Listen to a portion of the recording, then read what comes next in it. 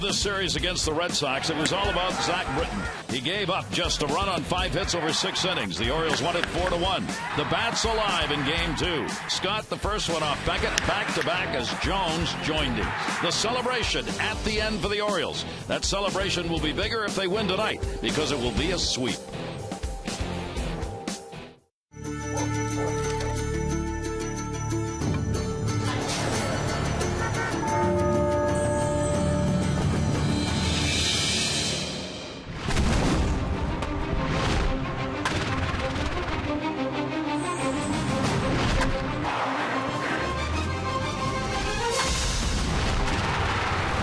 It's the Orioles on Bassett, and after a day of some severe weather around the area, it is a beautiful evening here at Camden Yards, and the Red Sox and the Orioles will wrap up this 3-game set. The Orioles have a chance to sweep it, and it is the end of this homestand. Hi, everybody. I'm Gary Thorne, and welcome. Great to have you with us here tonight for the Orioles. Can they sweep? They did it last year towards the end of the season. They would love to put a +3 on the board here. Take advantage of opportunities. When you play in this game, you better, because if you don't, it will come back to haunt you. The Orioles took advantage of opportunities in last night's game. First of all, get out of that early tough jam. Second and third, Euclid and Ortiz at the plate. Both of them would be retired by Guthrie. Those were very big outs. Ortiz at the plate, 4th inning. He's out. Marquez got him. Ball's got to be caught. Instead, it's a double by Lee. Then, home runs. Not happy about it, he stared at Luke Scott and then gave up a back-to-back to Jones. Then a wild pitch would put a runner in scoring position, and that would provide the opportunity for the sacrifice fly. Guerrero, at the plate when the Orioles needed it, the Orioles would come up with a big hit. These are things that happened in last night's game that were opportunities not to be denied. And when you do that, you win baseball games. Flanny, that's exactly what the Orioles did last night. Yeah, very interesting game, very well-played game. They took advantage of the opportunities that were there. They beat a very tough pitcher in Josh Beckett. Interesting night all the way around. And let's look at the numbers on this series, Flanny. They have put up, the Orioles have some really good numbers. Yeah, they've been outstanding. The starters 1-0, should be 2-0. 12 innings of work, 12. It's just a 1 run, so they really kept the Red Sox off the board in both games and early. And the offense, 338, a couple of home runs, 4 sacrifice flies, kind of unique, 9 runs, and they've gotten important contributions from the middle of the lineup. The 3, 4, 5 hitters in this series have been dominant. Brad Bergeson will make the start for the Orioles. He's done fairly well against the Red Sox, and his manager said there are no limitations tonight. He should be ready to go. There's not many limitations on him at all other than what the Red Sox do against him. So, you know, there's some ups and downs and some kind of curveballs thrown at him here and there. Some things that he'll be the first to tell you were self-inflicted, and with I should say a hitter hitting a line drive off of him, some other things going on with him. Some you may not even know about, but he's at a point now where that's pretty much behind him, all that. So from a physical standpoint, he should be ready to go. And Brad Bergeson is, and so are the Orioles, hoping for the 3-game sweep of the Red Sox. First pitch of this Game 3 to end the homestand when we come back.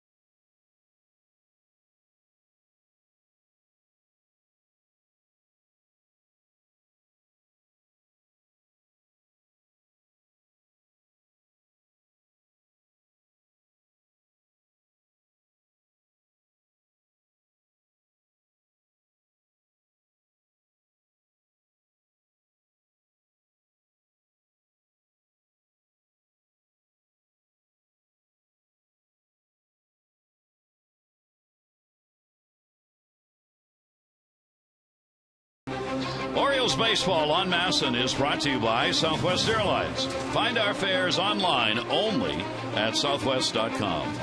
And there has been an enormous amount of severe weather around up and down the East Coast. Such was the same in the area today, but it is a gorgeous night. Take a look at our train game time temperature. Visit train.com for an independent train comfort specialist dealer near you. It's hard to stop a train. 78 degrees. And here's the starting lineup for the Red Sox, brought to you by Southwest Airlines. Ellsbury, Pedroia, and Gonzalez, Youkilis, Ortiz, and Drew. Saltalamacchia goes back in to catch Crawford, and Scudero gets the chance at short. Drew's numbers against Bergeson.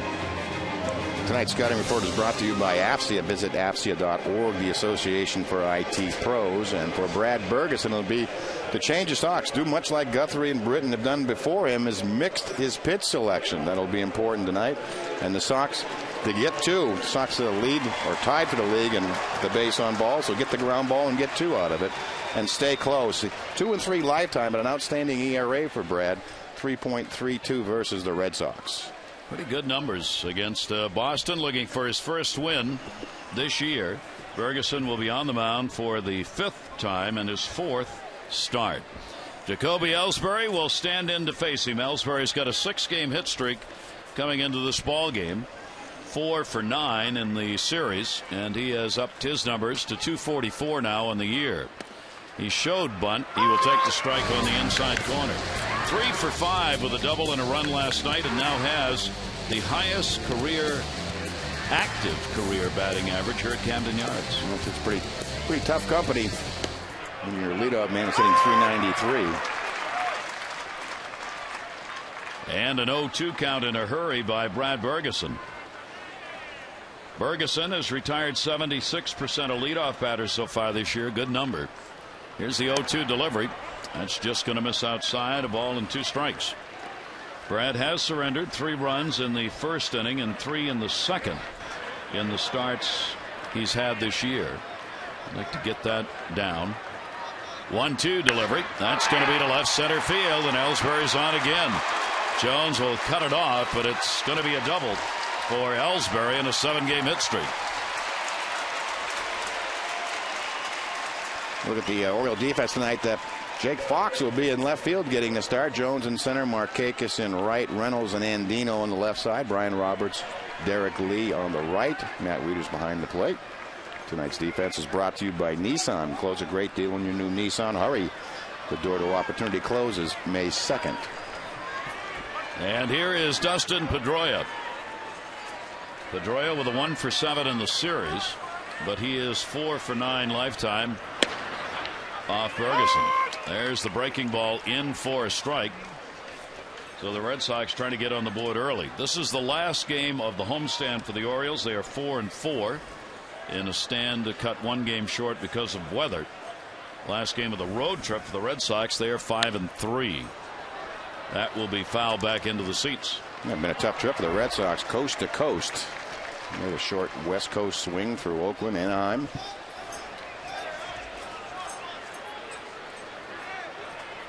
Orioles and Red Sox have swapped places in the division for the moment. The Red Sox now in last place with their 10-13 mark, and the Orioles above them at 10-12. Doria will take the pitch outside for a ball. Bergeson trying to join that list the starters have put up during this homestand. 3-3 record, 3.26 ERA, 6 1/3 innings pitched, 246 opponent batting average. Great walk to strikeout ratio, 14-37. Pedroia has taken some really big cuts in this series, and he does so again there. Yeah, they've had him chasing the high fastball in this series. He's still gotten his hits. Pretty good pitch, a little extra from Bergeson. That's the hole that they found in this series. He struck out in each of the first 2 games of the series. Our pitch track sponsored by Papa John's. Order online at papajohns.com. Better ingredients, better pizza, Papa John's. Here's Gonzalez. Adrian's got a 4-game hit streak coming in. Another lineup loaded with left-handers for the Red Sox. They have hit Brad Bergeson pretty well on the year. 295, 250 against the righties. 3 of the 4 home runs he surrendered have been hit by left-handers. Runner at second base, Ellsbury, and you do have to keep an eye on him. He will steal third if he thinks he's got a jump.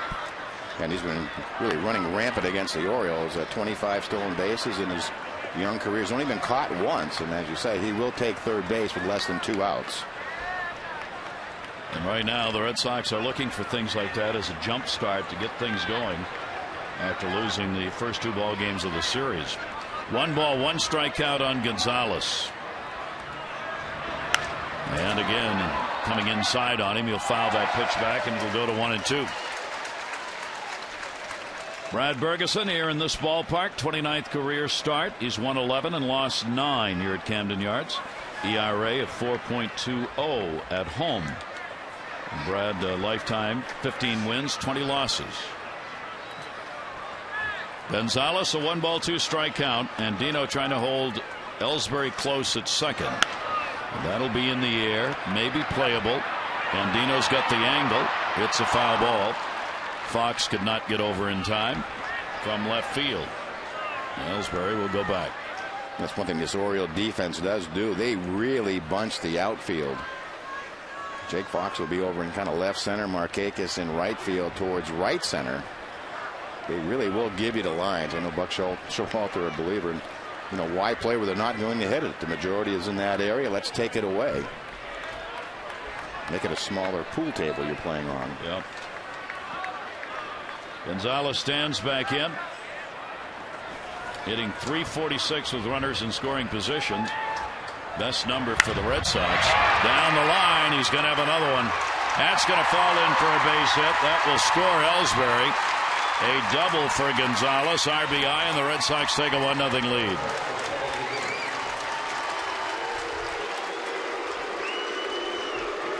Ninth double of the year from Gonzalez. You can see why he's just such a terrific and tough out. Up and out over the plate. He just goes with it. Really right down that left field line. Tough to defend.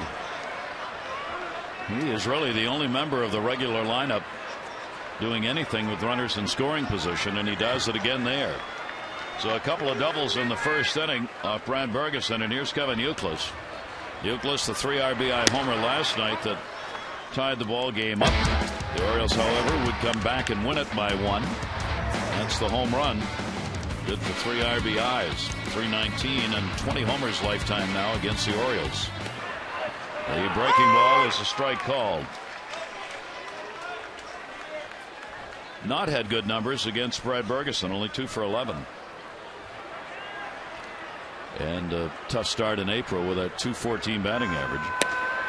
That will miss outside. So Bergeson surrendering his 4th first inning run of the year. First inning's not been a particularly good one for the Orioles. They've now been outscored on the year 11-2 in the first inning. It's pretty amazing just scoring 2 runs in the first inning. You think with that real good top of the lineup that the Orioles put out there, they'd get on the board earlier with some of these games. I'm sure that number will go up. Here's Youkilis taking it outside. So he's on, and not a good start for Bergeson. 2 doubles, a walk, and a strikeout. And Wieters will go out with Ortiz coming up. Yeah, this is really where you want to play for the double play. We talked about it at the top of the show. If you can walk, and there's certain walks that are good walks. Well, that's not necessarily a bad walk to Youkilis. I mean, that's a good track record against him. But if you can get a good ground ball, Ortiz a prime double play candidate. See the 3 for 7 that he has had in the series. 2 on and 1 away. And Ortiz will foul tip that one into the mitt for a strike.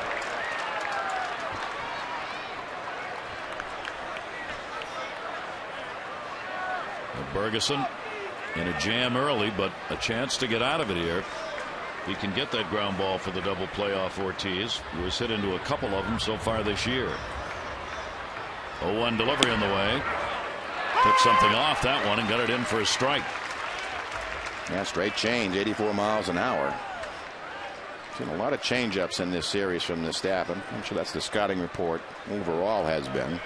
For both teams, huh? Fastball change-ups and double up. Double and triple up on changeups. That'll be fouled away, and a 2-strike count continues for David Ortiz. 174 with runners in scoring position. That's 4 for 24. 23 and 6 RBIs. 0-2, runners off first and second. Pitch cuts in on him, but does not get the call. Slider will take it to a ball and 2 strikes. Throwing the whole arsenal here in the first. Changeup, sliders, curveballs, sinkers. And that's going to miss away. Red Sox have the worst team batting average on the road in the majors. Terry Francona's team hitting just .215 in road games so far this year. And Ortiz is going to step out. They were a ball club that last year won 43 games on the road. They were 43 and 38 on the road. They are 5-9 to start this year. 2 balls, 2 strikes, 1 down. There's the one they wanted. Brian Roberts and Dino. And Lee makes the stretch and gets the double play. A run in on a couple of hits with 1 left on. The double play, a big one. Red Sox take the early lead.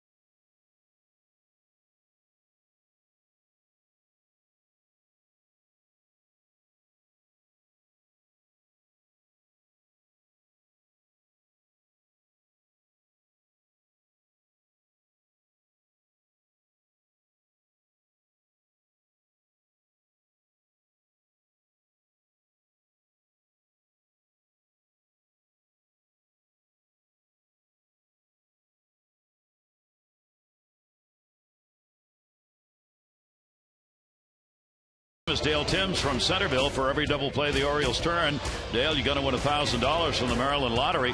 Turn double plays into cash. Enter to win for a chance at amazing O's prizes. Go to mdlottery.com/double play. Dale, we didn't even get your name on the air. You already got $1,000. $1,000 in 15 minutes. Holy cow, as Harry would have said. Congratulations. First inning. Long way to go. So the Orioles down 1-0, and they will face Mr. Lester. 27-year-old left-hander. It's Ferguson. A little discussion with Brian Mattis. Here's Brian Roberts. 1 for 6 in the series. Let's take a look at the scouting report on Lester, the AFC Intelligent Report. Cy present. Outstanding numbers last year. My estimation, should have won the Cy Young last year. And lucky 13-0 lifetime versus the Orioles. And also, this is a little different club that he's going to look at than the one he did last year and over the last few years with Lee, Guerrero, and Reynolds, new right-handers in this Oriole lineup. Here's the 1-1 delivery on the way to Roberts. Just amazing numbers for Lester with that 13-0 rather, and a 2.33 earned run average in those games against the Orioles. It is the lowest ERA of active pitchers against the O's. 2-1 delivery. Roberts jumps on it, fouls it straight back. 2-2. So the Orioles really have their work cut out. Not only is it Lester, but he's left-handed, of course, and the Orioles are 1-4 against left-handed starters so far, and are hitting .195 as a team against southpaws. You just can't seem to put the finger on how to do it or how to beat the lefties. Again, there's some pretty good left-handers in the league, and you think of, Price and Lester, and usually New York has a couple along the way, but I guess they've beaten David Price. But Lester, a tough customer. He's about as good as you're going to get from the left side. Here's the 3-2 delivery to Roberts, and how about that? A leadoff walk for Bryan, who worked that one out. And you get the leadoff man on. Our starting lineup brought to you by Southwest Airlines. Roberts, Markakis, and Lee. Guerrero, Jones, Wieters. Reynolds, Fox gets the start in left. Andino at short. Matt Wieters has the big numbers against Lester. So let's see if the Orioles can get to him early. Nick Markakis coming up. While Nick has been putting up the hits one at a time, he does have a 4-game hit streak. 2 for 9 in the series. Will Roberts try and steal? The Orioles have tied their mark in their history, going 15 games without an attempted steal. But Saltalamacchia, who has not been catching as much, has had 17 base stealers succeed against him in 23 chances. And he's had a very high number of pass balls. All those an indication that you would really try to run in this situation.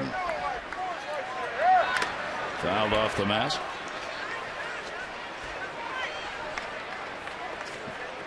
So there it is. 15 ties the mark set in 1961 of consecutive games without an attempted stolen base.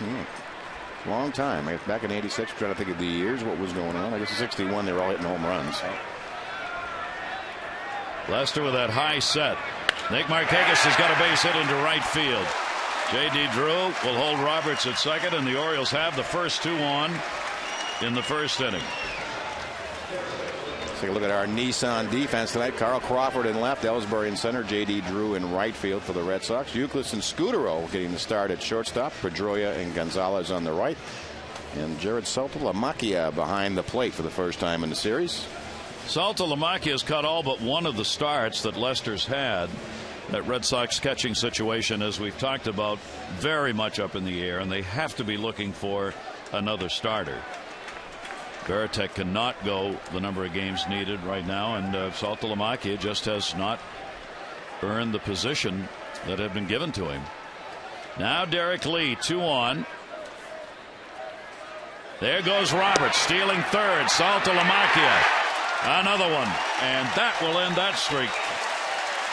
It's like he was listening. You can tell Bryan had the green light to do this on his own. Watch, he will break, and Markakis at first, really, and looking at the runner ahead of him, unable to get to second. But you just could see how long it takes Saltalamacchia to get rid of the ball. Bryan 2 for 2. The Orioles 5 out of 6.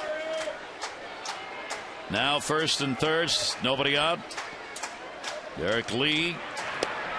And Lee will take it inside for a ball, and Lester's having a tough early start here. Last night 3 for 4, double 2 runs. He's had back-to-back multi-hit games. He has scored 4 runs in the last 2 games. He's lifted his average from 211 to 247 in this series. 2-0 count. And that's a strike taken right at the bottom part of the strike zone.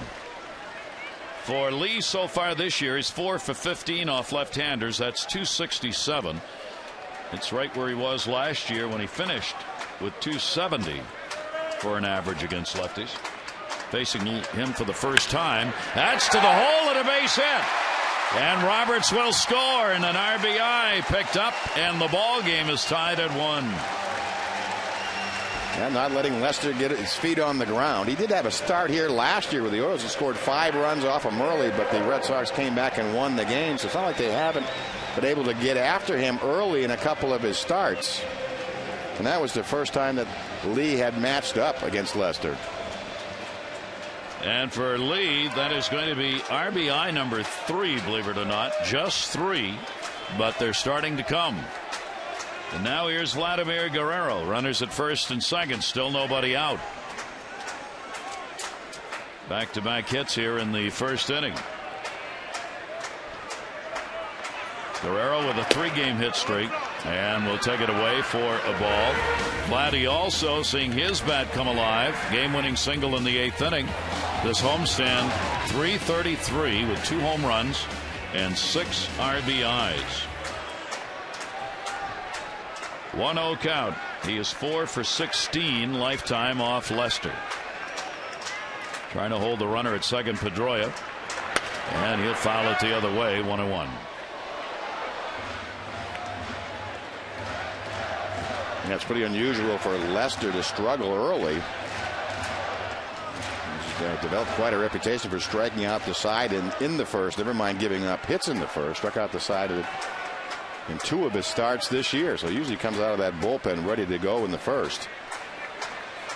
1 ball, 1 strikeout on Guerrero. Lester comes into the ball game having allowed only 4 runs in his last 4 starts against the Angels, Toronto, Tampa Bay, and Cleveland. He started out with 2 no decision games, Texas and Cleveland. Lost to Tampa Bay, giving up just 3 runs, 7 hits over 7, and then has victories over Toronto and the Angels, including a shutout in his last outing against the Angels. So that streak has ended. 1 ball, 2 strikeout on Guerrero.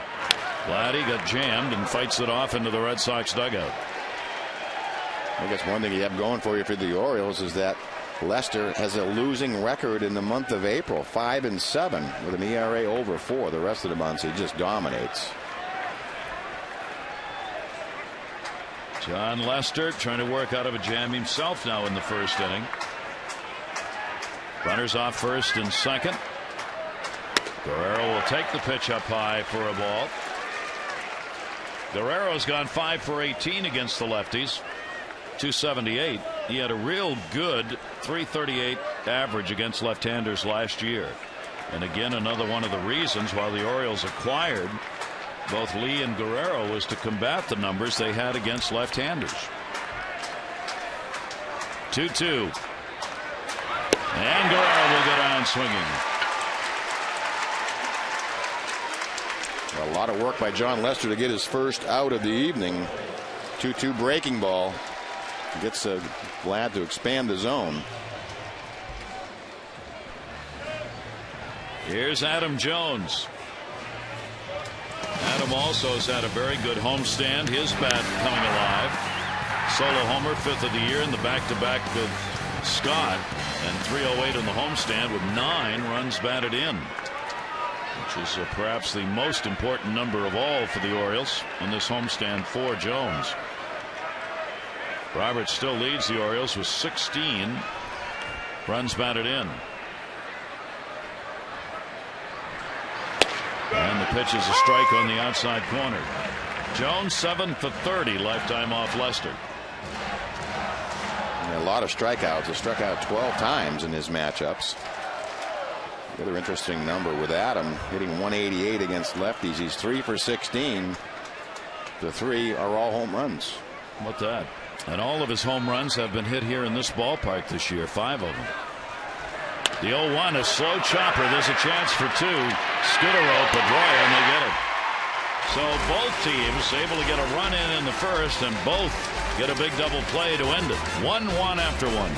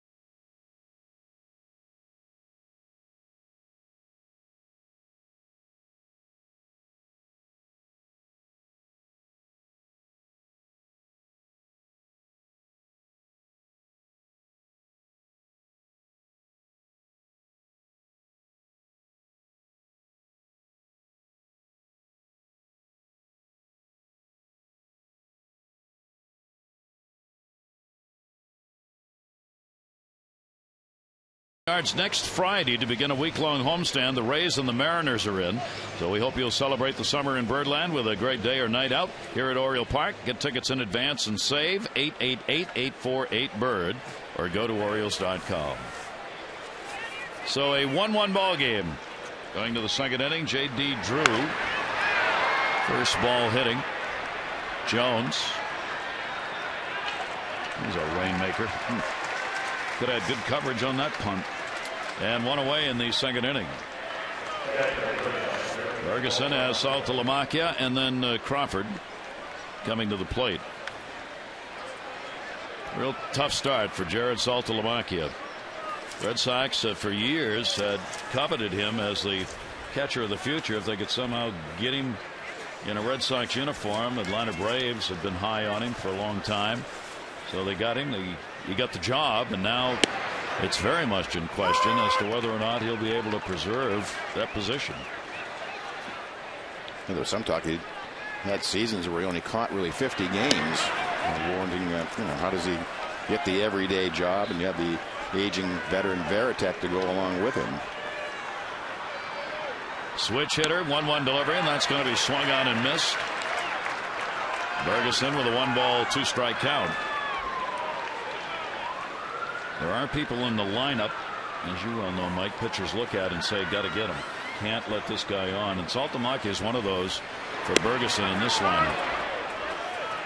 Guys who aren't hitting. I mean, it's just the way it is at that moment in time. It could be anybody, but yeah.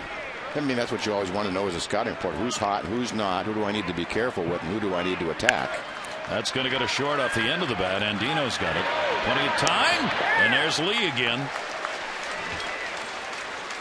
Got to get that song out. Mr. Lee, Mr. Lee. Jeez. Talk about soft hands. Watch how comfortably. A lot of first basemen will really stretch out and try to go get this ball. Watch him just kind of lay back like an infielder and just two-handed pickup. Most first basemen you see use one hand and reach out. I mean, that is just about as good as it gets. And it's foul back. Crawford trying to get out of his funk. Has not done it in this series, as he has an 0 for 8. His average has dropped down to 156. Here's one who would have thought. Kyle Crawford's got the lowest average in Major League Baseball right now. In the air to right field. Marquez started back, and look at how far in he had to come, and will put it away. A big 1-2-3 inning for Brad Ferguson. The Orioles will have Wieters, Reynolds, and Fox due up.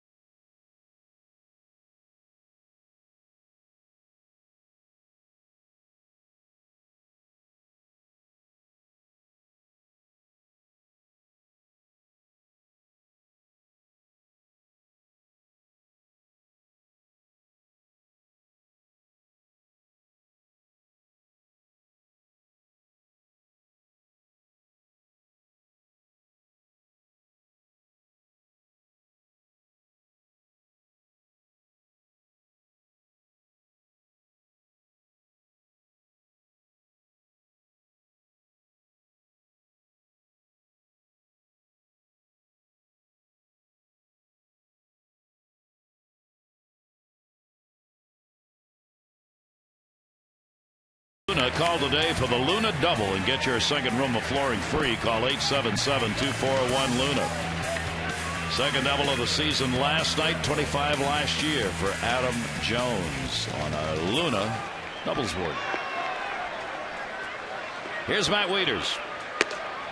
And Matt will take the pitch away for a ball.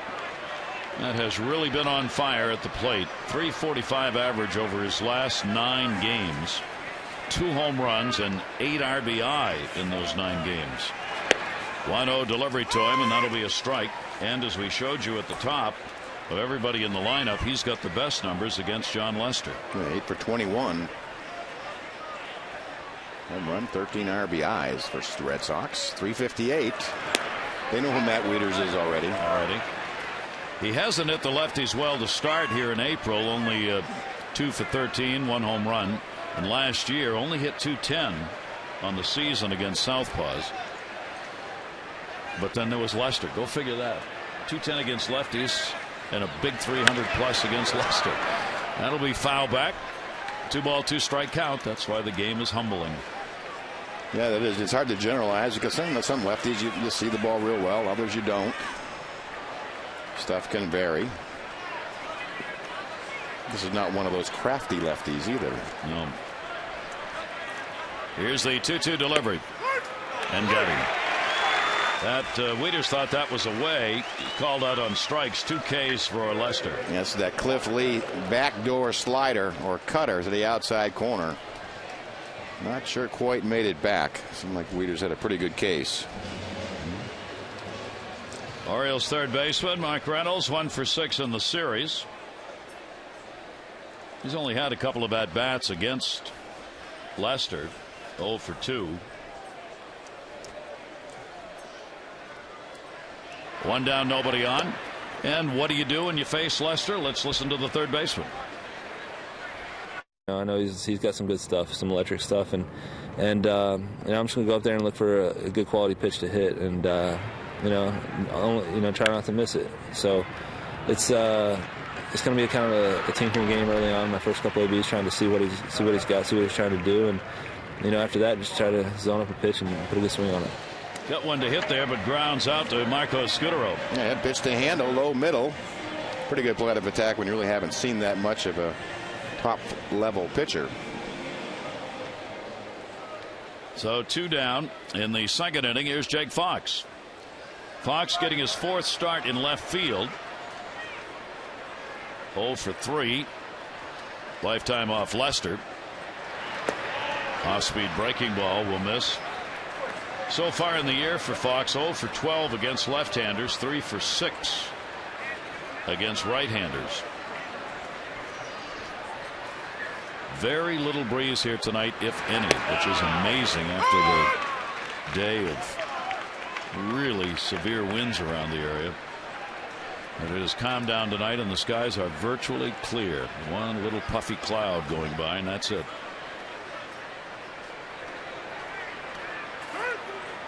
And a timeout taken by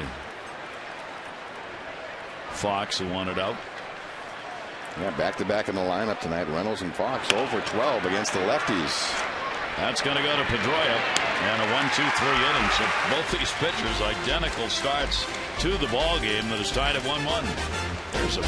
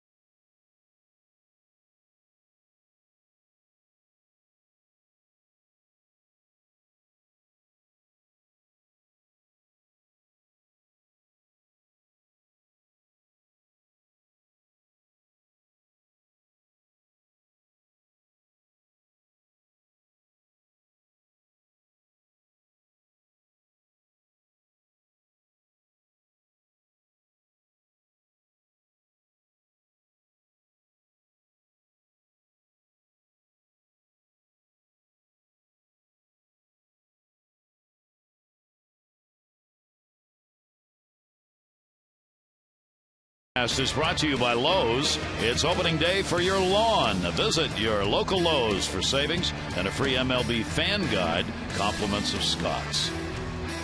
Gary Thorne, Mike Flanagan, our great crew here at Camden Yards. We go to the third inning of a 1-1 ball game. The Orioles will head out to Chicago after the game for a 4-game series against the White Sox, hoping to go with a sweep of the Red Sox if they can get one here tonight. Marco Scutaro back at shortstop. He's 6 for 9 teed off Bergeson. So Lowry gets the night off, and the shortstop issue. It's ironic the Red Sox have issues at, not issues, but surprises at catcher where there is an issue, and at shortstop where Scutaro was supposed to be the starter.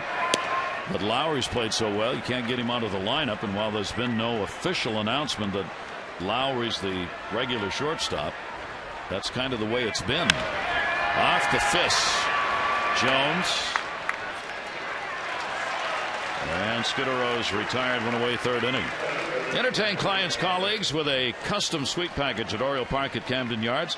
Private suites are available in a variety of locations and packages to offer your company a sophisticated, affordable way to make a statement. Find out more, Orioles.com/suites, or to arrange for a private tour, 410-547-6076. We are happy to announce the royal wedding is still on. Bulletin. Here's Jacoby Ellsbury. I don't know. I missed something there, I guess. God love him. Wish him the best. That it'll be a great time. But the whole world, I mean. I think it goes on live at 3 in the morning. They're just getting married for the love of the crown. For the love of the crown. Ellsbury has doubled and scored. And that will be taken down low. So I guess they go to the Tower of London and pull out all the jewels for this, right? I would think there'd be some pretty heavy artillery there. Yeah.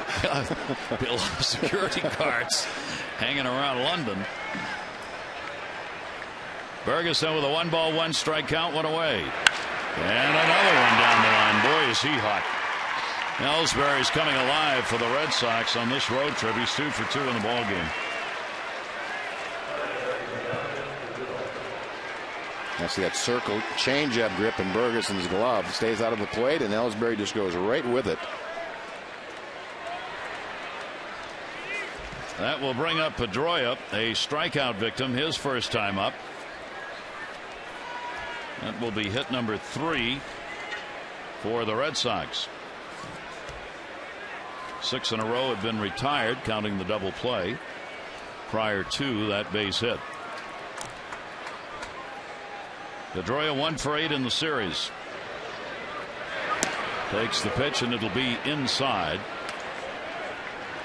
Pedroia started out with a .371 average in their home games, of which there have been 9, and hitting .200 on the road. Part of that Red Sox number we were talking about with that worst batting average on the road in the majors.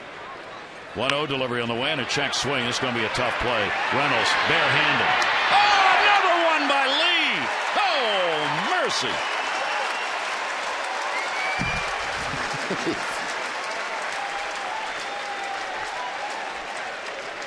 I mean, I thought the first one was pretty good. Check this out. Do or die for Reynolds. Throws a low seed. And there's that one-handed short top pickup. Just not an easy play. But again, just shows you how soft his hands are and how many errors is he going to save, or hits is he going to save with that glove. 2 so far in this game. So now 2 down. The most dangerous hitter with a runner in scoring position, Gonzalez. He delivered the RBI double in the first inning.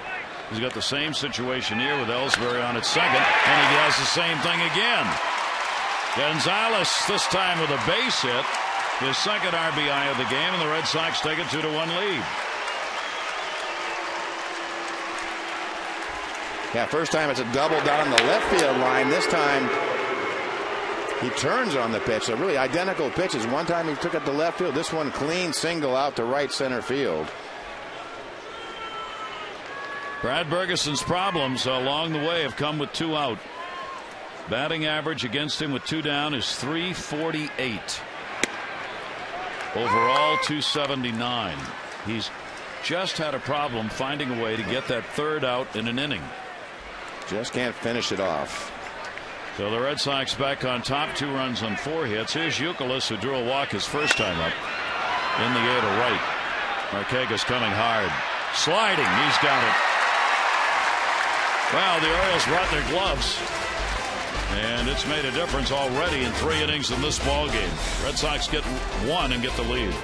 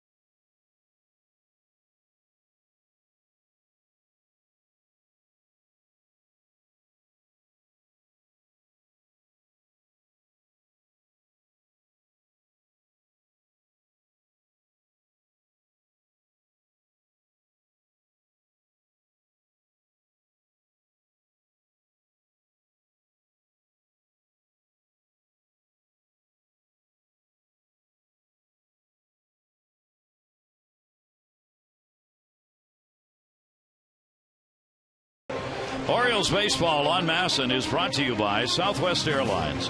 Go to southwest.com. Grab your bag. It's on. And by Sonic, America's drive-in. It's new. It's better. It's the new Sonic Good. So for the second time, the Red Sox get the lead. Marquez with a fine play to end the inning on the catch against Youkilis. Now the Orioles will bat Andino, Robertson, Marquez charging at first and third. As Andino did square around D. Lee with a glove that has already saved a couple errors at first base. Robert Andino at 286. 10 hits, all singles. And Lester's pitch will miss away. Andino's 3 for 4 lifetime off left-hander John Lester. The 27-year-old with the 13-0 mark against the Orioles. We were looking before the game who had the record before Lester for most consecutive wins against the Orioles. Swung on and missed. Andino going after it. His name was Red Faber. Yep, back to the early White Sox, turn of the century. He had 12 consecutive wins. Lester now has 13. 1 ball, 2 strike delivery. Off-speed pitch will be backhanded by Scudero, and gets it there in time. 1 down here in the 3rd inning. The numbers, the best records versus opponents since 1920. Lester, Randy Johnson with that 13-0 against Chicago, Bob Bowman against Philadelphia, Bill Gullickson against Seattle, and Derek Lowe against Pittsburgh. And there's that ERA, the lowest versus the Orioles by any active pitcher. He's got quite the streak going. Roberts walked and scored first time up. He will take the pitch on the corner for a strike.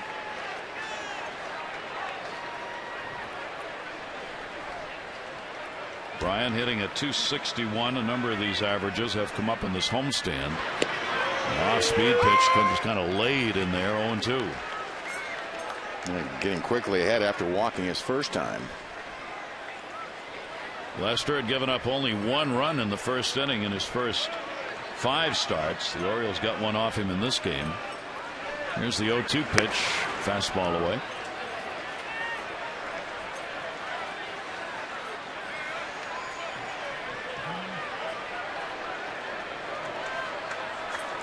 Nick Marquez hoping Roberts getting it on ahead of him. 1-2 delivery, and that's away. And the count goes to 2-2. Lester, I don't know if he's having a little problem with the mound or not, but some of these follow-throughs, he hasn't looked real happy about his landing spot. Yeah, the pitchers a lot of times that when you miss, he's missed up and away from a right-handed hitter, and that usually an indication you're not, as you say, comfortable with the mound. 2-2. Trying for that back door breaking ball one more time. He gives a home plate umpire a little crooked look. Let's see the reaction. Adrian Johnson is the home plate umpire. Here's the 3-2 delivery. Roberts bloops that one to right field. Drew will come over and get it. 2 down. 2 away in the third. And Nick Markakis, who singled his first time up, will stand in.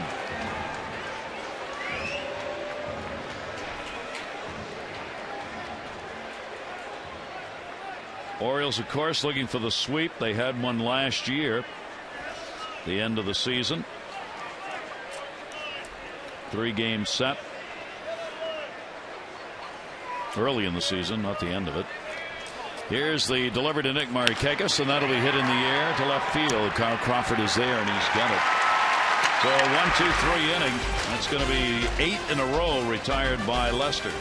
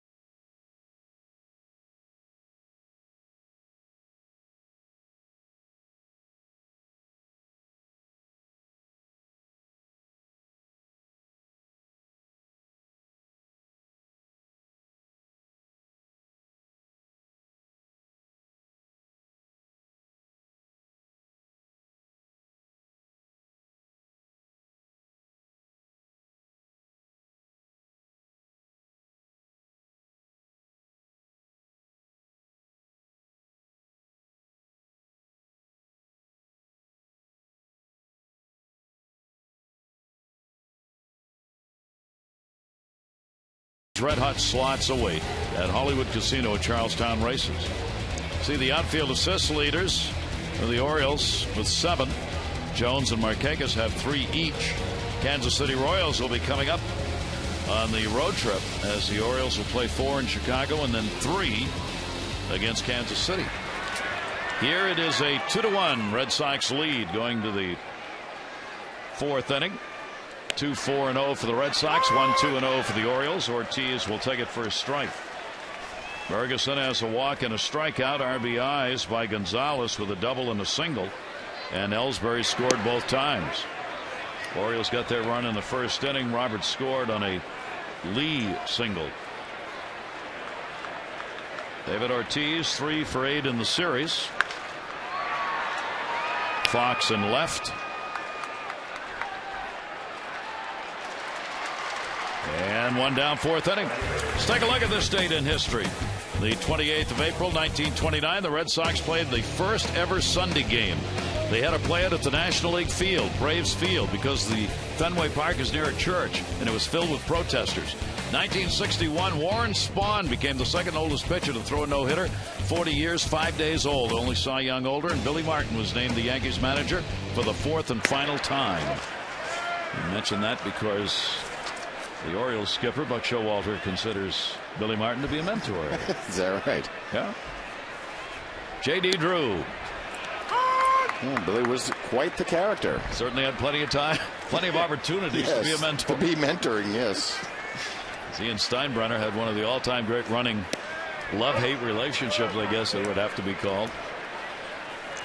Yeah, the last time I think they fired Yogi Berra after a 6-10 start. short fuse. Here's the 2-1 delivery, and that's a chopper to short. Andino had to wait the big hop and gets it there in time. Drew retired. He's 0 for 2.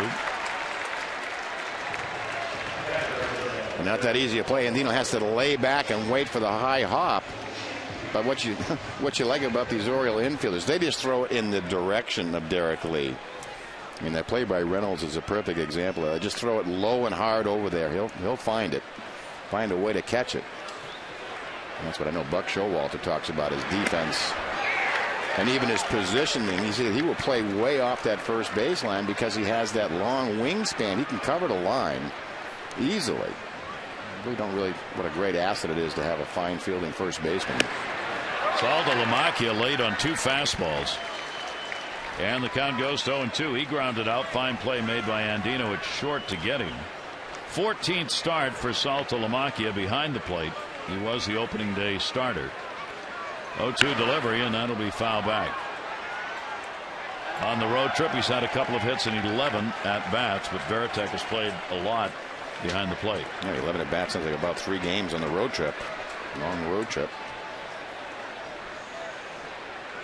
Ferguson with the 0-2 delivery, and Salta Lamacchia will take it inside.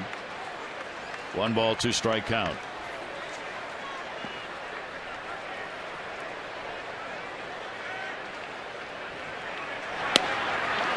Yes, missed. Half the Oriole infield had taken a half a step to the dugout. Let's take a look at the 1-2 pitch. Pretty good frame by Matt Wheeler. Was a little outside. And that's further outside, and the count goes to 3-2. They had to put Salta Lamacchia's uniform on a wheel in order to get his full name on there, since it goes from one hip to the other all the way around. It's like an arc. And he's gone. This time Salta Lamacchia is going to argue about it. So a 1-2-3 inning, the second out of 4 for Ferguson. 1-2-3.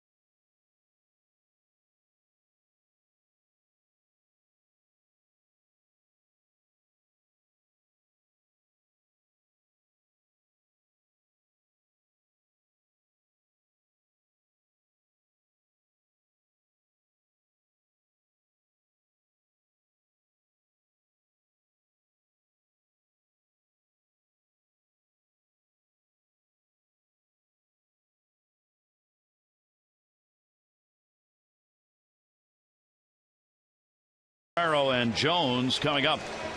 Red Sox have the 2-1 lead in the ball game. Lester has a walk and 3 strikeouts so far. Lee's delivered the RBI. He got a base hit in the first inning to bring home Brian Roberts in his first at bat against Lester. And the pitch there. Buck Showalter very patient with hitters. Here's why. They understand the adjustments that are made sometime if things don't work out over an extended period of time. But after 21, 22 games, and the whole scheme of the work ahead of us, it's a pretty short sampling.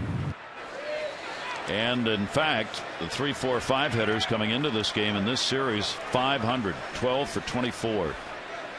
3 RBIs, 7 runs scored in the middle of the order that had not been hitting prior to this Red Sox series. So that patience and the unwillingness to juggle the lineup early is, at least for the moment, looks like it's paid off. Yeah, Derek Lee sometimes, it takes an infield hit, a blooper, and then you're off. That's all it seemed to take. Timeout taken by Lester. Orioles 4 wins, 4 losses in this homestand. 2-1 delivery, and that will be up high. And it seems as though the Oriole hitters have been much more patient in this Red Sox series in taking pitches than they had been previously this month. It does seem that way. And then in the series, the Red Sox had the reputation for taking the walk, and it's the Orioles that really had worked the count in this series.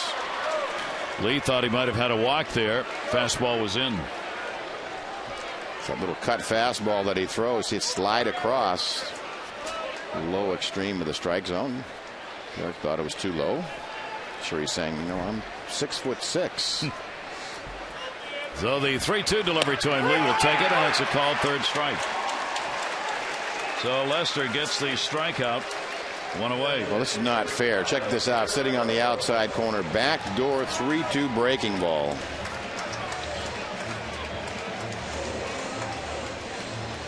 That's going to freeze a lot of hitters. Lester's one of the leading strikeout artists in the American League. He is 7th in strikeouts per 9 innings at 8.6 so far this year. And Guerrero goes after the first pitch. Scudero gets the out. 2 down in 4th inning. All right, Pep Boys game flow. Pep Boys does everything. Singular. They do it for less. Call 1-800-PEP-BOYS. Our game flow's been about 2 pitchers who started out giving up a run each in the first inning. And then both have settled in. Red Sox got another one in the 3rd. But the hitters trying to make the adjustments right now in this ball game. Here's Adam Jones. Jones hit into a double play. Showed bunt. Youkilis almost fell on his head trying to charge from third base. He was way back, and he put his head down like a bull and started running in. Yeah, you get a smile from the dugout. Almost blew a hamstring. He was so far back he was almost in the outfield grass. Here's a 1-0 delivery, and Jones will take it outside for a ball. So it's amazing, the cat and mouse between the hitter looking down at third to see where Youkilis is playing, and Youkilis making sure he sees him. Then when he looks away, he creeps back. If he looks down again, you will see Youkilis take a couple of steps in. Then I might bunt. A 2-0 count. 2 down, nobody on. Jones will take that outside. Not only has Jones had all 5 of his home runs here at home this year, his average much better in this ballpark, 277 as opposed to 179 on the road. 3-0 count. He's taking, and he's on. Lester can't believe that. Adrian Johnson, home plate umpire, just can't win in this one. Leadoff walk to Roberts, who scored. This is the 2nd walk. Only the 13th walk surrendered in 34 innings worked by Lester this year. Yeah, he walked 2 last time out, 3 to start before that in 6 innings. He will give up a walk, but you can see he's not going to give in even in the 3-2 count like to Derek Lee. He's going to throw a breaking ball instead of the higher percentage fastball. Here it comes. Try to hit it. 2 down. So he does pitch away from contact. Wieters will take that one for a strike. Of active pitchers who have had at least 100 starts, you're looking at the leader in win percentage. Lester is 63-26, a 708 win percentage. That is the best for active pitchers with 100 starts. Throw over and no big lead. Lester is followed by Josh Johnson of Florida, Chin-Ming Wang, Washington on the DL, Roy Halladay, and Tim Lincecum. They are the top 5 win percentage pitchers who've had 100 starts and are active in the majors. And is inside. We couldn't help but ask the question, when we had our top-notch research crew working on this. Who's the all-time leader in win percentage in Major League Baseball? Yeah, it was a pretty good question. And the answer? I think Whitey Ford. Whitey Ford. Yeah. 1 ball, 1 strike count. Short lead for Jones. Saltalamacchia. I mean, obviously, when a runner gets on, like Jones, who can steal, both Lester and Saltalamacchia know he might take off in light of the numbers we've talked about. Yeah, it really is. And Lester's really trying to protect Saltalamacchia in this situation. And there is this sort of a weakness to Lester's game. He really does not have a great pickoff move for a left-hander. 2 ball, 1 strike count on the throw over. When Lester, in his starts this year, they have stolen 6 out of 9 bases against him. Saltalamacchia has thrown out only 6 of 24. That's a run combination. Here's the 2-1. Wieters takes it away and gets ahead 3-1. As I say, the Adam Jones at first base really affected that last pitch from Lester. You could see he was really looking over at Adam Jones to see if he was going to run, and it caused him to throw the ball outside to Wieters.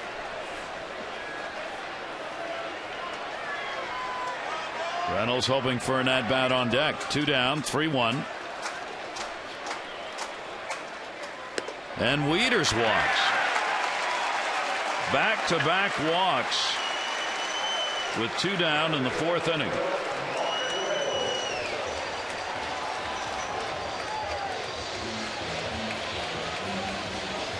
So can the Orioles take advantage of it?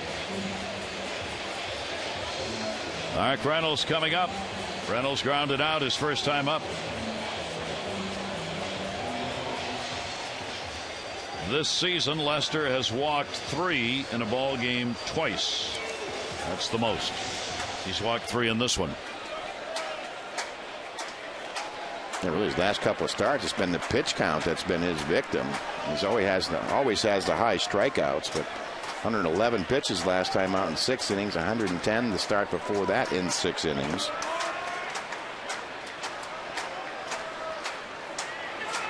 Pedroia trying to hold the runner. Roberts has already stolen 3rd.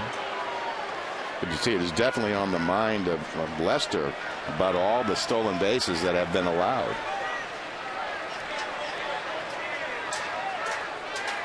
Reynolds 316 with runners in scoring position. Pedroia charges to the bag, backs off, timeout taken at the plate.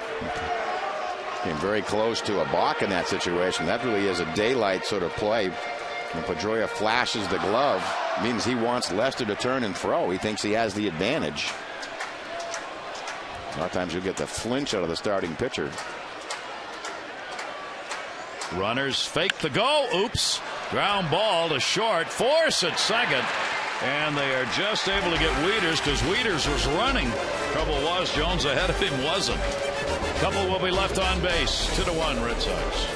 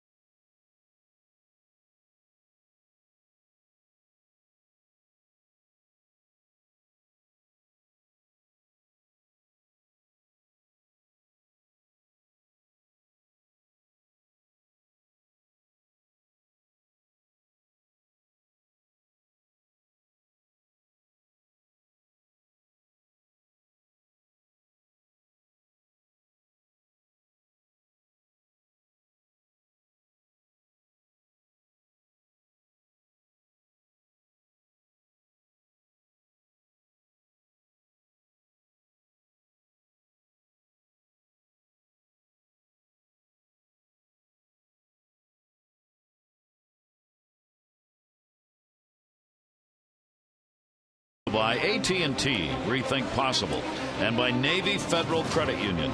A loan from Navy Federal Credit Union makes car buying easy. Visit NavyFederal.org to calculate your payment.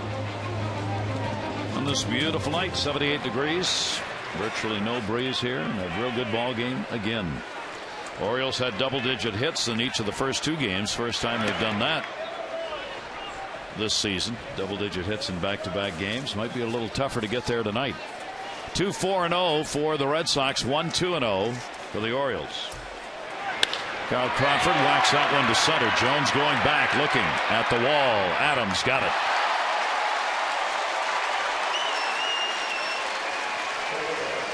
Oriole Park, great place for your next group outing. Family, friends, co-workers, colleagues, people you'd like to have like you. Come on out and see some baseball. Discounted ticket prices for groups as small as 15. Facilities for 1,000 fans. Camden Yards, just a great place to be to spend a night or a day. 888-848-BIRD, or go to Orioles.com/groups. Or if you just like to keep your enemies close to you, invite them to the ballpark. Here's Marco Scutaro, named after that famous children's game in the pool. He flied out to center field his first time up. That one to center field. He's flied out there again, and there are 2 down. Brad Bergeson's throwing a lot of strikes. He really has gotten back on track after kind of a shaky first and third inning. Seems like if he's able to stay in the windup for a sustained period of time, he kind of cruises through it. See that John Lester, 7 of 16, 43% of first pitch strikes, and actually Bergeson much better tonight, 13 of 18, close to 75%. I'm still trying to think about the pool joke. I never said Scutaro in the pool. You never said that? No. Oh, you're probably one of those guys who says polo. Jacoby Ellsbury with a strike. Trying to figure out how to get Ellsbury up with a double single and both runs scored. He's got a 7-game hit streak and a 6 for 11 in this series. And Ellsbury continues to just wail away at Oriole pitching, putting up those enormous career numbers. He's over 400 now here at Baltimore in this ballpark. And the pitch will be taken down low. And a 2-ball 1-strike count on Jacoby Ellsbury. That's 2 of the 4 hits and scored both runs. He is now 4 for 9, lifetime off Brad Bergeson. Here's the 2-1 pitch to him.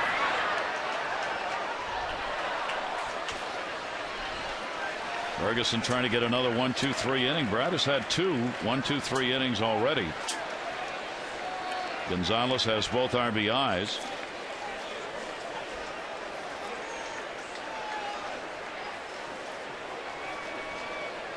Here's the 2-2. Another good pitch came right in off the handle.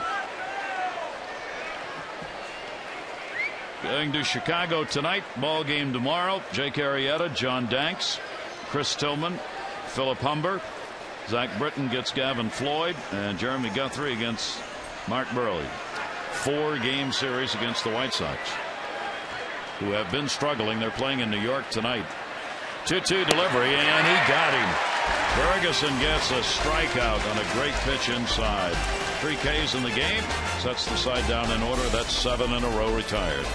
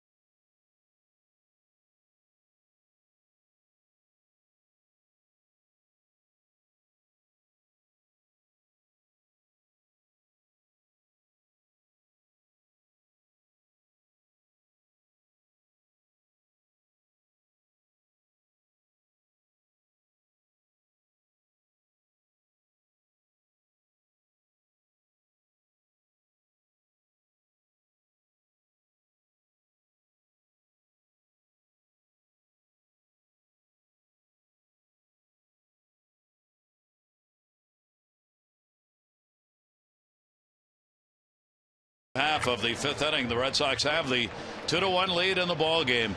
These have been grinded out games, different kinds of ball games, but the kind you're going to play in the East, and the Orioles have risen to the occasion. Yeah, absolutely. They played a great series defensively, as evident with Derek Lee tonight at first base, to keep this game as close as it is. But yeah, they're going to face each other a lot. These clubs are very familiar with each other.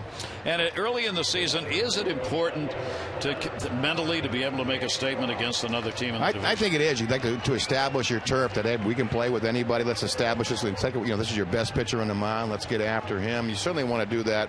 Establish it with your pitching, that you've had a good outing against this team, and it'll bode well down the road. And it really looks like the starters have found their way again. They've had one section of the early month where they were really good, and they're doing it again right now. Yeah, they're back on another run, and Buck Showalter often talks about having one starter make it look easy, and in this series, certainly Britton and Guthrie have made it look easy.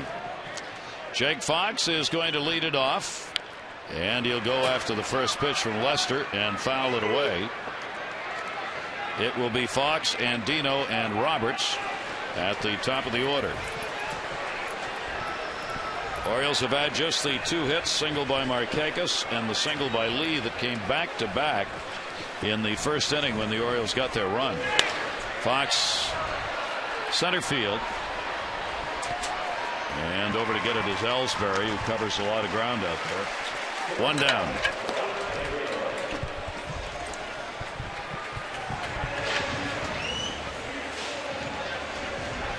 Andino grounded out to second base, his first time up.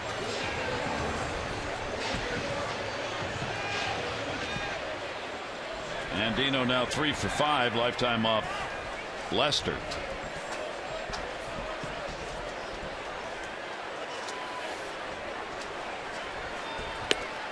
And the pitch is going to miss outside for a ball.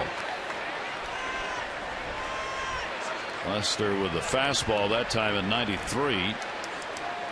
62 pitches thrown, working with one away in the 5th inning. Yeah, he had about a 25 pitch first inning, so he's been economizing ever since. 1-0 delivery to Andino, and a chopper to third. Euclid, who is in, gets the hop. And there are 2 quick outs. O's maximum access is now in the palm of your hand. Text Orioles 29292. Message and data rates may apply.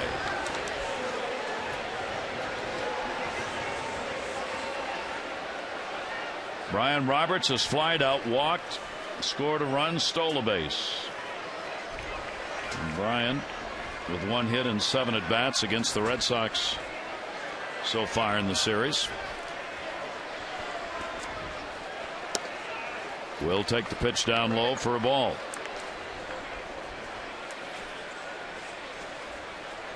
Brian continues to be the leader for the Orioles in runs batted in with the 16 that he's picked up. And he'll chop that one foul.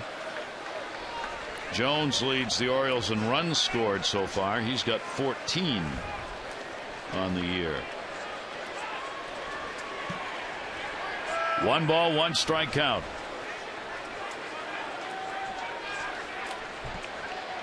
Outfield fairly deep straight away. Started to go. It's a strike called on the outside corner. Trying not to mess up his swing against Wakefield last night. He hit from this side of the plate. There's a lot of people, happy to see Wakefield leave that game. It really is amazing. Knuckleballer came in and retired the side in order and pitched only the 1 inning. Yeah, and brought in that Daniel Bard throwing 100, and Wakefield had it working last night. There's the senior member of the Red Sox in the bullpen.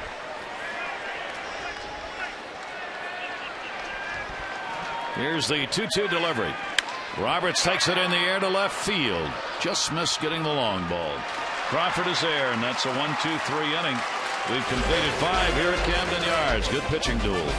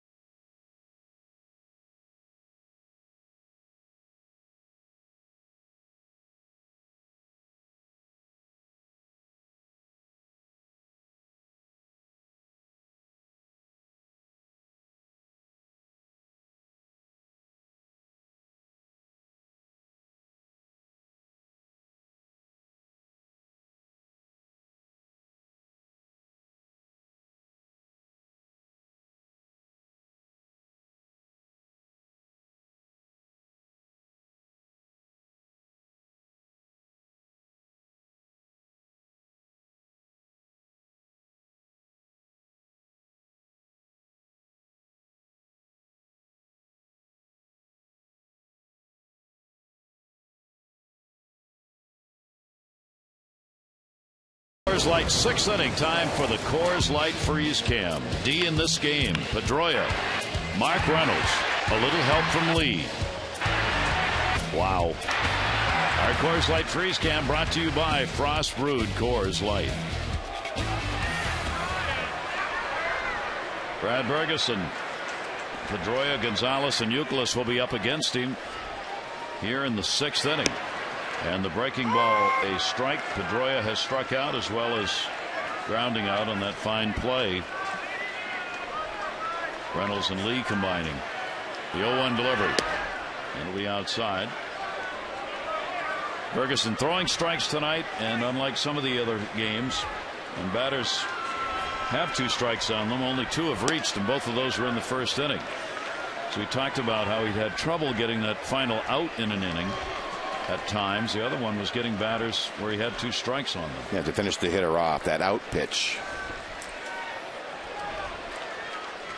Here's the 2-1 delivery.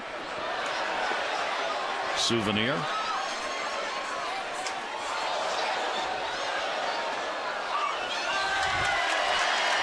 Yeah, it's really been the combination of Ellsbury and Gonzalez, the 2 lefties near the top of the lineup, that have caused really all his problems. 3rd time through the lineup for the Red Sox. And another chopper. There's going to be another tough play. Bergeson can't field it cleanly. Pedroia's speed made the difference. Yeah, 2nd time a check swing on that sinker that runs in on Pedroia's hands. Just hits the top of it. Really no chance for Bergeson. Infield base hit. Pedroia's on. Leadoff man on. 2nd time in 6 innings. Leadoff batter's on. That one to left field. Punched by Gonzalez again. Fox is not going to get to it. Pedroia read it. He's at 3rd. The relay throw will come into 2nd. Pedroia will stop at 3rd, and Gonzalez is 3 for 3. 2 doubles and a single. Just that nice relaxed stroke. Carbon copy, low middle of the plate. And down that left field line again. He's picked that apart in this series.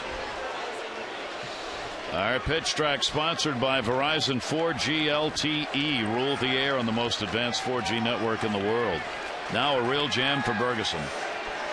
Pedroia at 3rd base. Gonzalez at 2nd. Nobody out. Kevin Youkilis has walked and flied out on a fine play by Markakis in right. And Youkilis will take a strike. Youkilis 2 for 12 lifetime off Bergeson. And they'll play back in the infield. They will concede the run. 0-1 delivery. Gonzalez getting his 3rd 3-hit ball game of the year for the Red Sox. With his bat, there'll be a lot more. 1 ball, 1 strike count. He's on 2nd. Pedroia's the lead runner. 6 hits for Boston.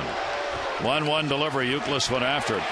He knew it, and the count goes 1-2. Anticipating a strike.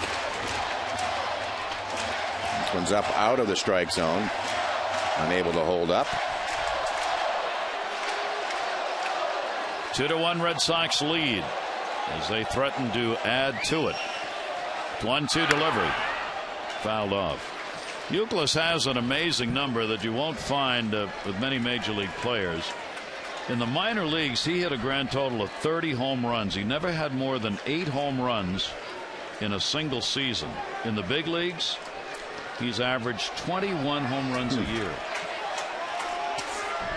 Here's the 1-2 delivery. It's not often you find players who find their power at the major league level. Yeah, he really has adapted sort of his game to really Fenway Park. He's always the high walk type of hitter coming through the minor leagues. Then you think of, hitters like Palmeiro going through the minor leagues, same thing, a lot of doubles. I think he led the league in singles one of his first years in the big leagues, and then learned to become a power hitter. Well, Ferguson really came in on him. Sends him back, one away. Big pitch by Brad Bergeson. Sinker down under the hands. Youkilis over the top of it. 4 strikeouts in the ball game for Brad Bergeson.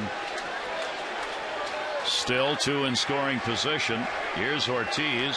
He is hit into a double play, and he is grounded out. Red Sox hitting only .210 as a team with runners in scoring position. They are last in that department. The irony is they're also one of the best teams in scoring 2-out runs, 2-out RBIs. We'll figure that. They've had 37 2-out RBIs, tied for 3rd in the league. Ortiz fights it off, 2 strikes.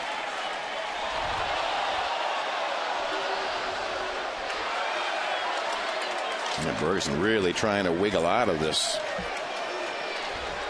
Going through the Thunder in the Red Sox lineup. One of those key moments in a ball game. And this is the kind of inning that will define how your game will look in the box score tomorrow. 0-2 delivery, and he struck him out.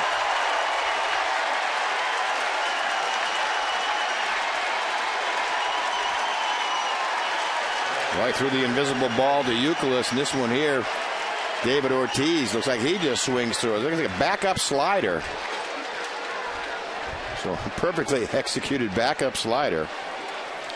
And now the intentional pass to Drew to get the Saltalamacchia. Almost threw it away.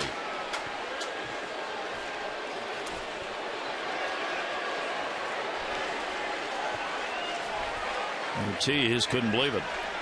Still can. Ball 3.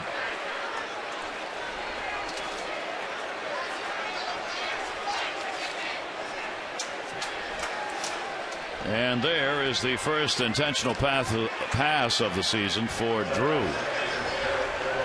Bases loaded, 2 down. Saltalamacchia is grounded out and struck out. Let's see if he can get that big 2-out that he's been unable to do. But Showalter showing some confidence in the pitcher, though, Mike. Willing to put him on. He's walked only 2 unintentional. His 5 strikeouts are a season high. And he's throwing strikes. He'll miss there. Saltalamacchia. I'm sure he feels Brad Bergeson around the strike zone. So you'll dodge the hitter like J.D. Drew to take your chances with Saltalamacchia. And he falls behind 2-0. Saltalamacchia from this side of the plate, 7 hits in 32 chances. A little under 230 for an average. Here's the 2-0 delivery. That's the one he was looking for, and it's 2-1. What a pitch to hit up and out over the plate.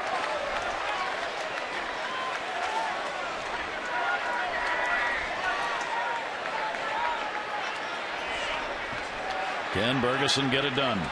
A leadoff single by Pedroia, a double by Gonzalez, strikes out Youkilis, strikes out Ortiz, walks Drew intentionally. 2-1 delivery. That's there. 2-2.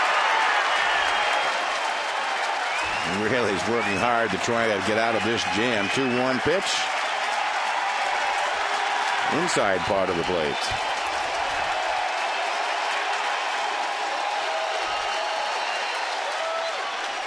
Center field. Jones going back. Adam Jones warning track. He's got it. And Bergeson works his way out of it. 2 in scoring position, and then recorded 3 outs with a little help from Adam Jones. It remains a 2-1 game.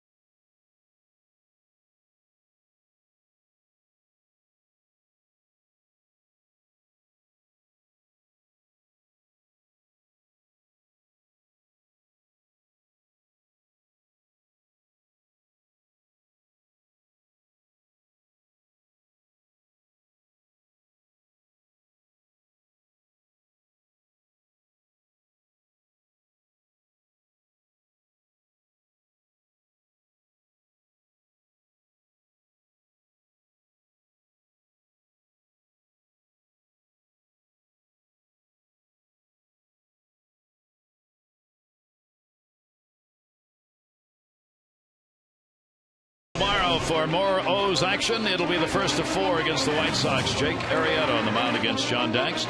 Our coverage on MASN 2 HD begins at 7:30 O's Extra, presented by Verizon 4G LTE, followed by game coverage at 8.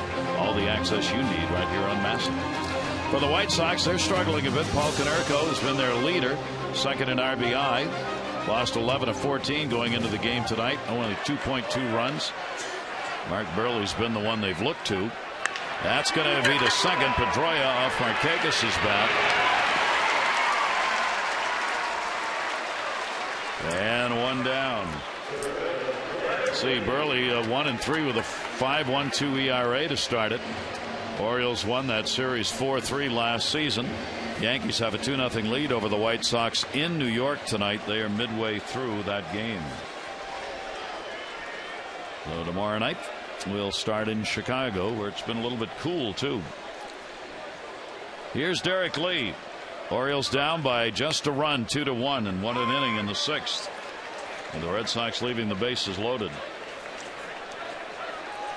Lee, a single RBI, has been called out on strikes. Robert scored first inning. Bergeson got out of the jam. Now the Oriole bats will try and get it going against John Lester. 21,209. Lester coming in with a 2.59 ERA. 303,000. Here's the 1-1 delivery. Lee on a home run cut. Changeup. 1-2. Yeah, really mixing them up. Uses that backdoor cutter. Majority of fastballs today have been down and away from these Oriole right-handed hitters. Here's the 1-2 delivery, and he's gone. Lee doesn't like it. He didn't like the one in the last at bat either, so he's going to say a little bit here to Adrian Johnson. Again, we talked about the backdoor cutter. He wants the hitter to give up on it and just come back and nip that outside corner. And again, pitch track showing it to just be off the outside. 4 strikeouts in the ball game. Lester, who's given up 3 walks. Here's Guerrero, who has struck out and grounded out. That's way up high for a ball. Lester started out throwing first pitch strikes to the first 8 batters. 1-0 count. Here's the delivery on the way to Guerrero, and that's going to be outside. And the count will go to 2-0. Well, Lester falls behind. Guerrero obviously down, team down by a run here. 2 down, nobody on. Crank away.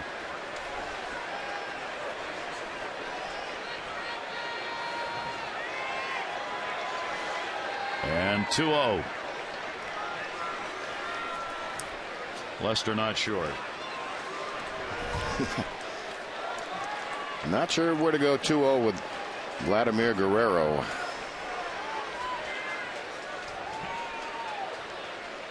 Guerrero waiting on it. Oof. Even the fans oohed and awed on that one. Right straight back. Take a look at the pitch up. There's that home run swing by Guerrero. He didn't miss that by much. Fouled straight back. Adrian Johnson took the hit. Lester, 2-1 count.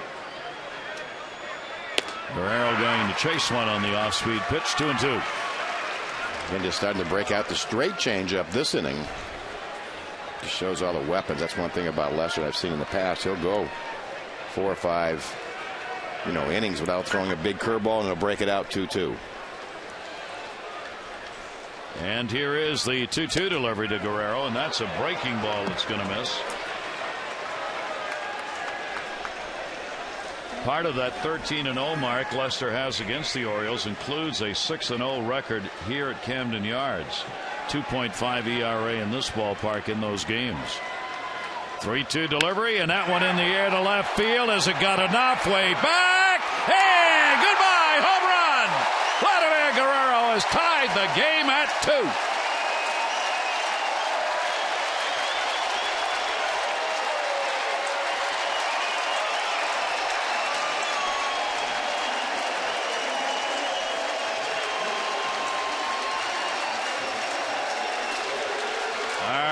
Coors Light Cold Yeah, low bullet off the bat of Guerrero. This ball didn't have any height to it at all. Just a question if it was going to be able to carry out. Low screaming home run. All right, cold hard blast brought to you by Frost Brewed Coors Light, and the Orioles have tied it up, and that comes with 2 down as Guerrero gets his 4th home run of the season. And here is Jones, who has walked and hit into a double play. Vladdy gets his 11th RBI. Only the 4th home run hit off Lester. All have been hit by right-handers, but the other 3 all came in the first game at Texas. Swung on and missed by Jones. Changeup becoming more and more predominant against the hitters. 0-2 count. Jim Johnson in the bullpen. First home run for Guerrero off Lester in 19 at-bats. And Jones will go down swinging. So Lester will get the strikeout, his 5th, but the home run by Guerrero with 2 down has tied it up at 2.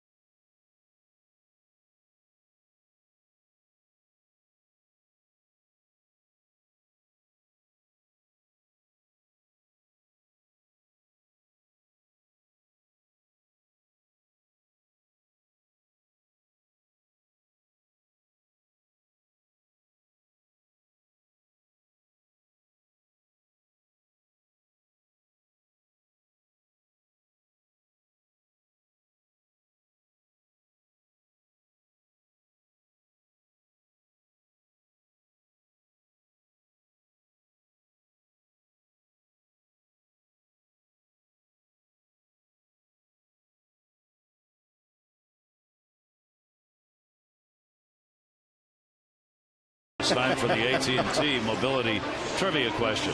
Which of the following nicknames is not in the Red Sox Hall of Fame? Spaceman. You think Bill Lee's not in the Red Sox Hall of Fame? Oh, the Red Sox Hall of Fame. Oh. Then it's Biff. I gotta go with Biff. That doesn't. Gotta go with Biff. Yeah. The answer is, of course, it was Biff. Biff. There's no Biff in the Red Sox Hall of Fame. Boo Ferris, Spaceman Lee. And he let Ferguson go out and then changed his mind. Or he just wanted Jim Johnson to have a little longer. Or he wanted Ferguson to get a nice hand for the crowd. Take your pick. We'll vote for a nice hand.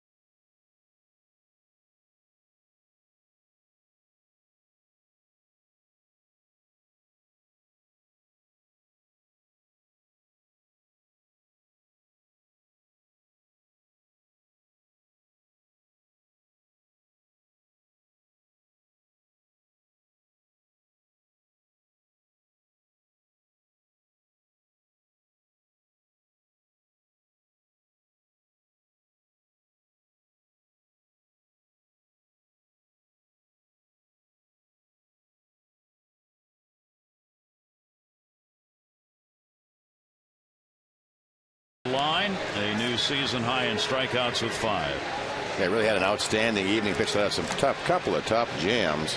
And that'll bring Jim Johnson out of the bullpen. This will be his 9th game of the season. 9 2/3 innings, 8 hits, 11 Ks, and just 2 walks for Jim Johnson. Pitched a couple of days ago, the first game in this series. The Zach Britton started and just had, I would say, pretty close to unhittable stuff. Mark Connor, the pitching coach, talking with Ferguson, who has given the Orioles a chance to win this game. Crawford's 0 for 2 in the ball game. He's 0 for 4 lifetime off Johnson. Takes that one to the gap. Markakis racing, is not going to get to it. Trying to go for 2. Markakis' throw will not be in time, and Crawford's got a lead-off double.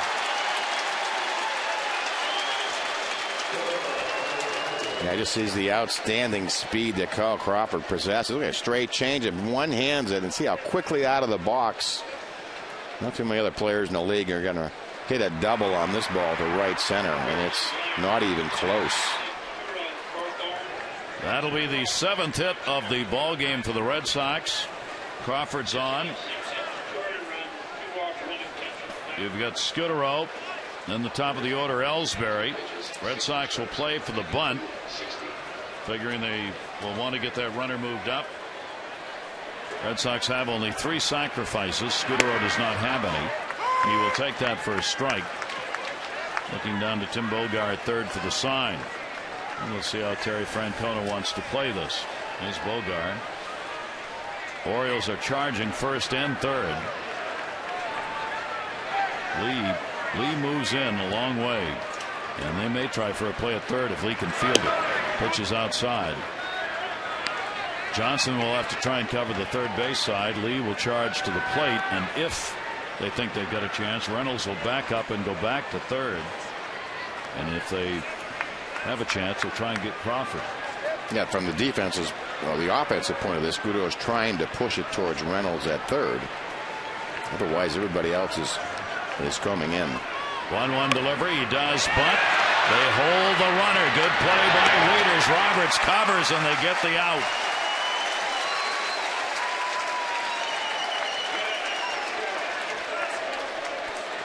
And this ball just ends up maybe a foot fair right in front of home plate. Stabs at a ball that's high. Quick look by Wieters and on the first base, and Crawford had to go scrambling back to second base. Very unproductive out. Another one of those little things that makes such a big difference in a ball game. Now here's Ellsbury, a double single, and he has struck out. He has scored 2 runs. A 7-game hit streak. He's upped his average. Ellsbury a chopper. Roberts hustles and gets it. The runner will move up, but there are 2 down. The Junior Orioles Dugout Club, Birdland's best value in family entertainment. Kids 14 and under get tickets to 10 games. The exclusive club hat, membership card, lunch bag, subscription to Orioles Kids Magazine, and more. It's only $20. And maybe the best part of all, family and friends tickets start as low as $6. Find out more, 888-848-BIRD, to go to Orioles.com. Here is Dustin Pedroia. He is singled, 1 for 3, runner at 3rd, 2 down. And a strike on the outside corner. Pedroia's 3 for 6 lifetime off Johnson. And again, the bugaboo for the Red Sox has been trying to get these runs in from scoring position. Here's the 0-1. Jammed him. Foul ball. And 96 miles an hour. And I'm sure Pedroia remembers their last matchup a couple of nights ago. Jim Johnson just threw a high fastball right by him. They're trying to be a little quicker.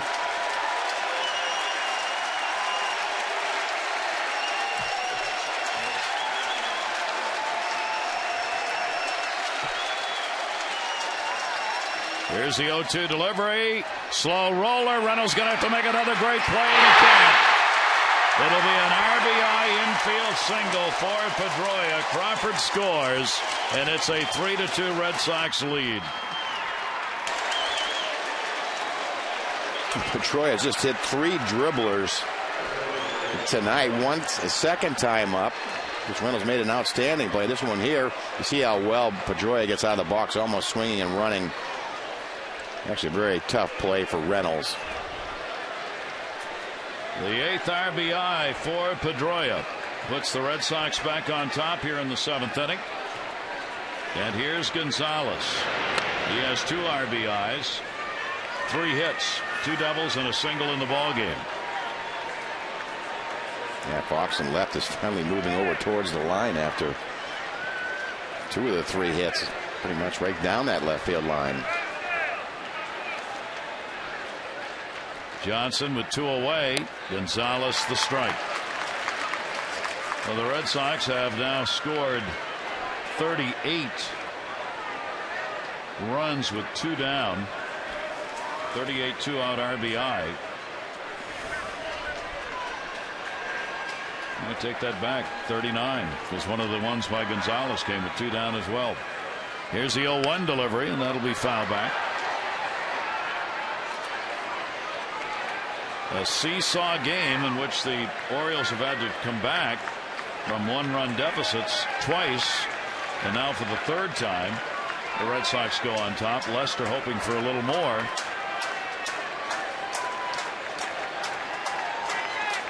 Gonzalez hitting at .313, 15 runs batted in. Here's the 0-2 delivery to him. That's going to go to short. Andino in the charge. Short hops and gets him. But the hit by Pedroia is enough to get a run in. 7th inning stretch time here at Camden Yards. Red Sox by 1.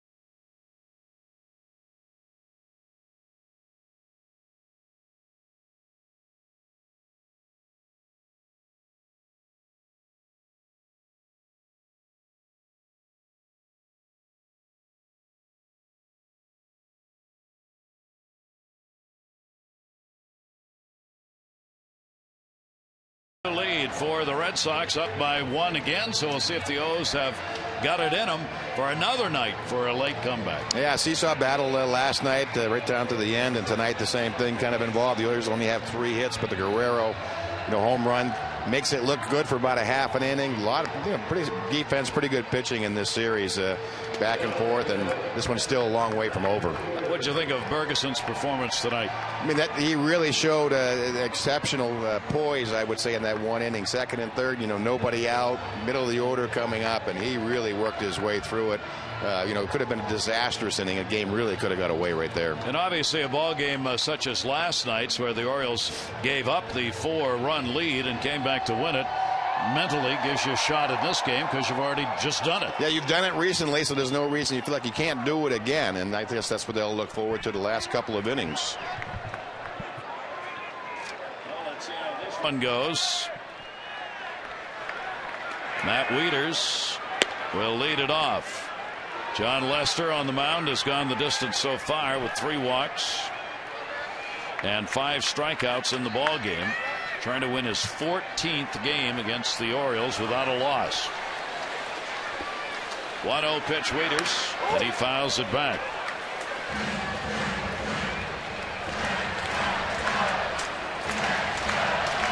Oriole fans getting into it, 21,209, 21,209 the announced attendance for the ball game tonight, and again fans are seeing an excellent game.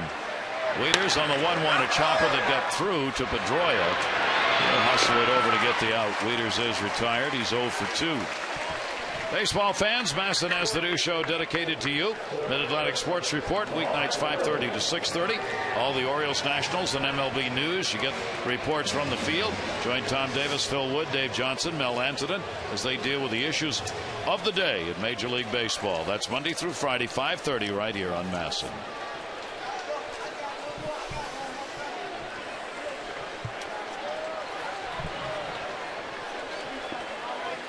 Here's Reynolds. And the pitch outside to him. He's had an 0 for 2 in the ball game. 3-8-0 for the Red Sox. 2-3-0 for the Orioles. 6 left on by Boston and 3 by the O's. And that'll be taken inside for a ball. 88 pitches thrown by Lester in the ball game. After that first inning, as Mike talked about, he's pretty well settled in. Yeah, I thought he was 20-25 anyway in that first inning. 2-0 delivery, and that's going to be fouled off. One of the forgotten members of the bullpen, Michael Gonzalez, who's not been used for a while, left-hander up for the Orioles. That's the thing that Buck Showalter said, though. You need to use them all. Everybody has to carry their own weight. Home plate umpire looking out as something got out on the field in center. Ball came out of the bullpen or the stands. So Reynolds will wait on a 2-ball 1-strike count. Yankees beating the White Sox 7-0. The Orioles head to Chicago. Both teams will be flying in tonight for the opener of the 4-game set tomorrow night. Here's the 2-1 delivery. Reynolds. Pitch away. And it goes to 2-2. Yeah, he's used that changeup a lot more the last couple of innings. It's 38 balls, 51 strikes among the 89 pitches thrown by Lester. 2-2 delivery. Lester stared in, doesn't get the call. He's been working the home plate umpire, Adrian Johnson, on that outside pitch to right-handers all night. Absolutely. Trying the war for the outside corner. Let's look at this 2-2 pitch. And we've seen him go both ways tonight on that pitch track. 3-2 delivery. There's a chopper, Lester. And 2 down.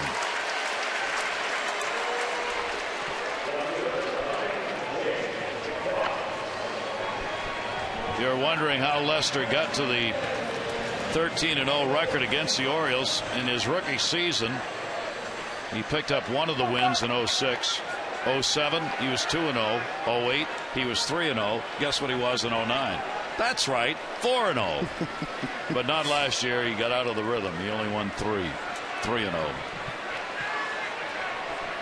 2 down. Here's Jake Fox. Fox 0 for 2 in the ball game. That'll go to short. Scudero. And a 1-2-3 inning. Orioles go quietly in the 7th. We'll go to the 8th with the Red Sox up by 1.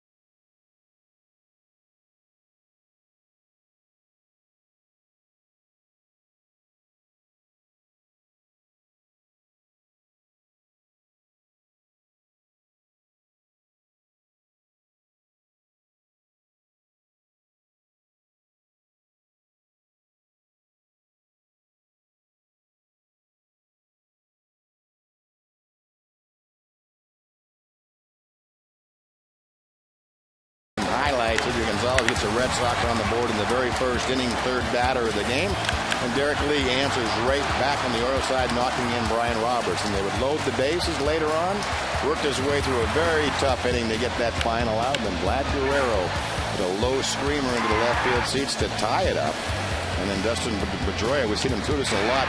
Swinging bunt. Really not a whole lot Mark Reynolds can do to take Carl Crawford and give the Red Sox the lead as we head into the eighth. Jim Johnson will stay on for his second inning of work. Yeah, Brad Berger's a 6 innings, 6 hits, just a couple of earned runs. Pitched really well tonight. Adrian Gonzalez, the big offensive force for the Red Sox, and Guerrero, that solo home run, tying it up in the 6th. Eighth inning and a 2-0 count on Youkilis. Youkilis has walked, flied out, and struck out. One hit in the ball game, the 3-run homer that tied the ball game up last night. Here's the 2-0 delivery, and that's up high, and Johnson falls behind 3-0. Kevin Youkilis has gone 5 for 12 with a home run lifetime off Jim Johnson. Ortiz and Drew due up for the Red Sox. And inside to him, and a leadoff walk. Time to text in your vote for the AT&T Player of the Game. The candidates: Brad Bergeson with that strong 6-inning performance, Vladimir Guerrero, who's delivered the home run that had tied it up, and Adrian Gonzalez, big night, 3 hits, 2 RBIs. Text in your vote, A, B, or C, to 51862. That will be it for Jim Johnson, and the left-hander Michael Gonzalez is going to come on to do the pitching with Ortiz and then Drew due up.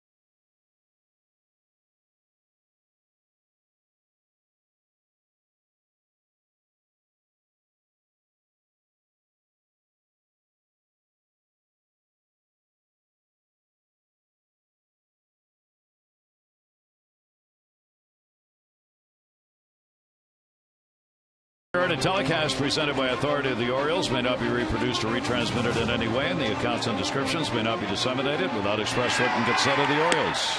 David Ortiz. Gonzalez on to pitch. And working in his 7th game, and it's been a while. It was last Thursday against the Twins. So in the year, 5 innings, 7 hits. 0-1 delivery, runner on at first base, nobody out. Leadoff man on in the 1st inning, and they scored. On in the 7th inning, and they scored. Now they've got the leadoff man on here in the 8th inning, Kevin Youkilis. And they'll play a very traditional defense against Gonzalez.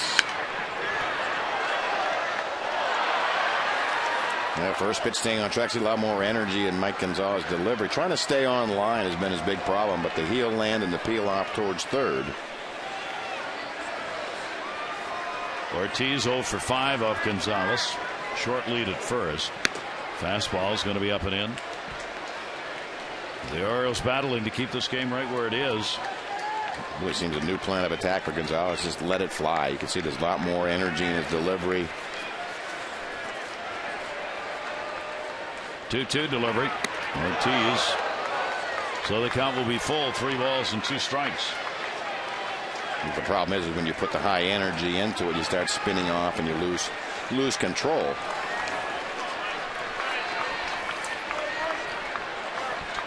Three and two, runner not going. Ortiz down the line, and that will be a foul ball. The Youkilis will come back. One-run ball games. The Orioles getting the one-run win last night, 2-1. The Red Sox are 1-4 in one-run ball games to start the season. We are in a one-run game right now, and Gonzalez brought on because of the numbers he has against Ortiz and Drew. 3-2 delivery towards the middle. That's going to be a base hit. Youkilis will make the big turn and stay as Adam Jones will get it in. So the first two are on in the 8th inning for Boston.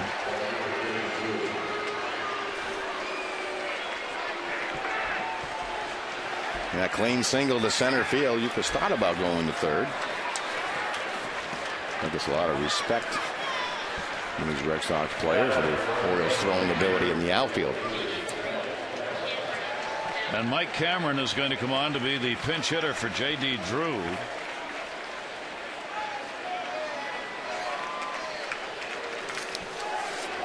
So Cameron in place of Drew. Drew had been 0 for 2 against Gonzalez. Cameron is not faced him. But you get the right-handed batter in with 2 on.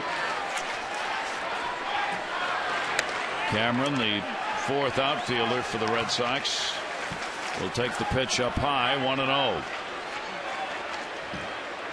Cameron only 22 at bats in 7 games as a pinch hitter. He's 0 for 1. 3 hits, all singles. 1 ball, 1 strike. And very late on that 94-mile-an-hour fastball from Gonzalez. Cameron just 2 for 16, 125 against lefties. Here's the 1-1 delivery to him, and again got it by him, 1-2. Youkilis with a walk on at second base. The single by Ortiz. He's on at first. Nobody out. 8th inning and a 3-2 ball game. Red Sox leading. Gonzalez 1-2 delivery. Raring back and firing, as Mike said. Well, getting on that left leg, pushing off. Best fastball he's had velocity wise. And consistently 93, 94. 2-2, runners off first and second. Just missed. Gonzalez froze as Lester did before, hoping for that call. And that's that outside corner that's been a little elusive, just off the corner. So another 3-2 count. Nobody out. Youkilis and Ortiz not going, and he walked him to load him up.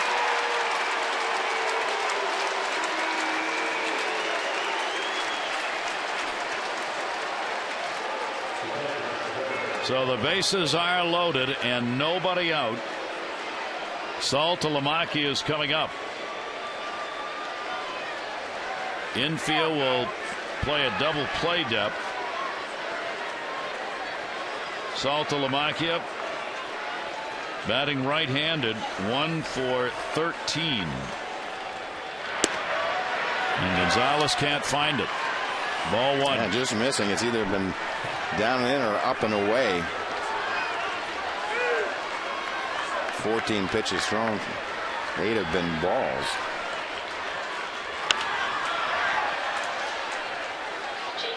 One ball, 1 strike count. Birkin in the bullpen for the O's.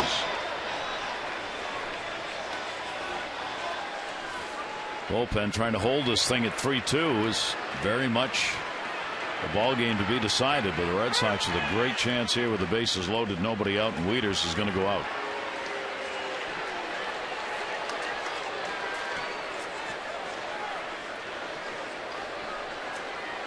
That's a little discussion with the bench coach going on right there with Willie Randolph. Yes, they're very quietly having a conversation.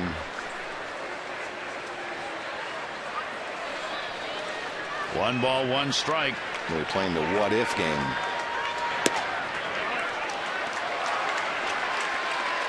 Gonzalez not making it any easier on himself. Falls behind here. 2 balls and 1 strike on Saltalamacchia.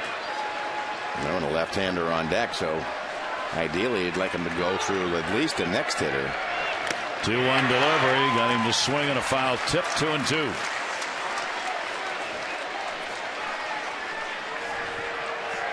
Red Sox in this series 6 for 21 with runners in scoring position, much better than their season numbers. Here's a big situation right here. 2-2. Saltalamacchia back to the screen.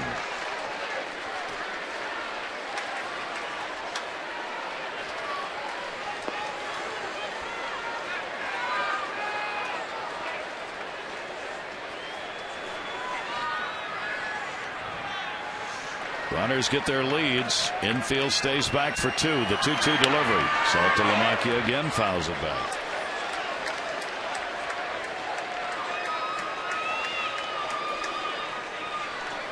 Second time the Red Sox catchers had a chance with the bases loaded on the season. He's 1 for 1. Got a couple of RBIs with a single the only other time. Red Sox had the bases loaded in the 6th inning. Didn't get anything in. Ferguson got the outs. Here's the 2-2 delivery. Well, they really don't want to run the count to 3-2, so Gonzalez is doing his best to at least throw a strike.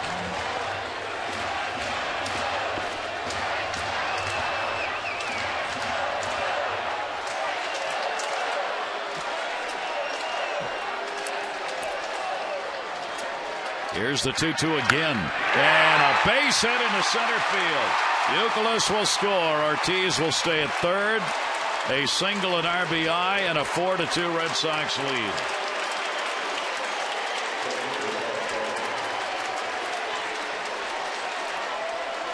Run will be charged to Jim Johnson. Well, it may have been ball 3. Saltalamacchia just hits a screamer back up the middle.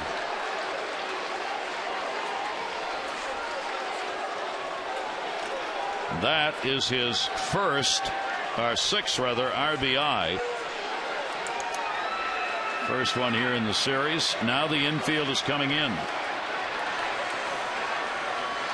Here's Kyle Crawford. He doubled his last time up. 1 for 3. You've got the slow runner Ortiz at third. Cameron with speed at second. Saltalamacchia at first. They'll let Showalter options to move it in with nobody out and try and cut that run off. Crawford takes the pitch for a strike. Yeah, that's the thing. The odds on doubling Carl Crawford, so you'll move it in and cut the run off, and you also have Birkin ready for the right-hander on deck. So this is probably Gonzalez's last hitter.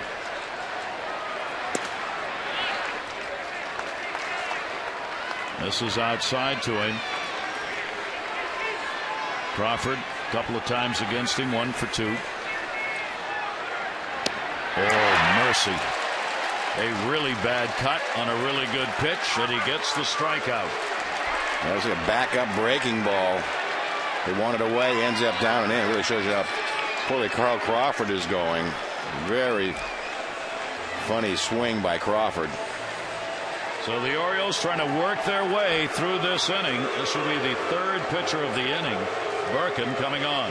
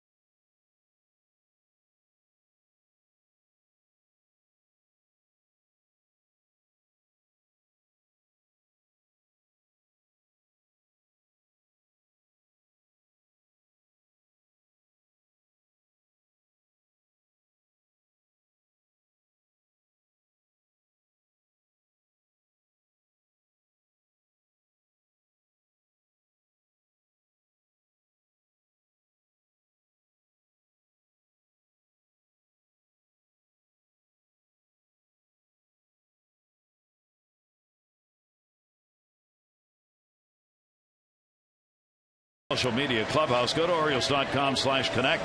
Find out how to become a Facebook fan or Twitter follower of Birdland Insider. Latest news, connect with players, and hear all the breaking news straight from the team. Orioles.com/connect. Well, not out of the inning here. Birkin will try and find a way. Yeah, 9th appearance on the season for Jason Birkin. Hasn't worked in a few days. He gave up a charged with 3 runs in that loss to the Yankees. Tough loss in that extra inning affair after that long rain delay with defense really fell apart. He's got a few days off now. Really break back in the frying pan in this situation. 4 walks, 13 Ks along the way. He's been really tough on the righties. 158, 3 for 19. So runners still on at each base, and 1 down. Scudero pops it up. Roberts back. Infield fly rule was called. There is an enormous out recorded right there. Huge 1-pitch quick out. 0 for 4 for Scudero. Birkin breathes a little sigh of relief, even though he's not out of it. That gives you a lot more room because your infield can back up, and you're just looking for 1, but you got to get Ellsbury. Yeah, that's part of the problem. Historically, Ellsbury, big numbers, 5 for 7 lifetime. Ellsbury stands in with a big night already in hand. He has doubled, singled in his first 2 times up and scored. 2 for 4. Reynolds has to play in at third. And the breaking ball misses inside for ball 1. We're in the 8th inning. Red Sox have pushed 1 in. And if that's all they get in the inning, that's almost a win for the Orioles pitchers. 1-0 count. Back to center. Jones coming, can't get it. 1 run scores. Cameron scores a big 2-out single. Ellsbury, 2 RBIs, and a 6-2 Red Sox lead.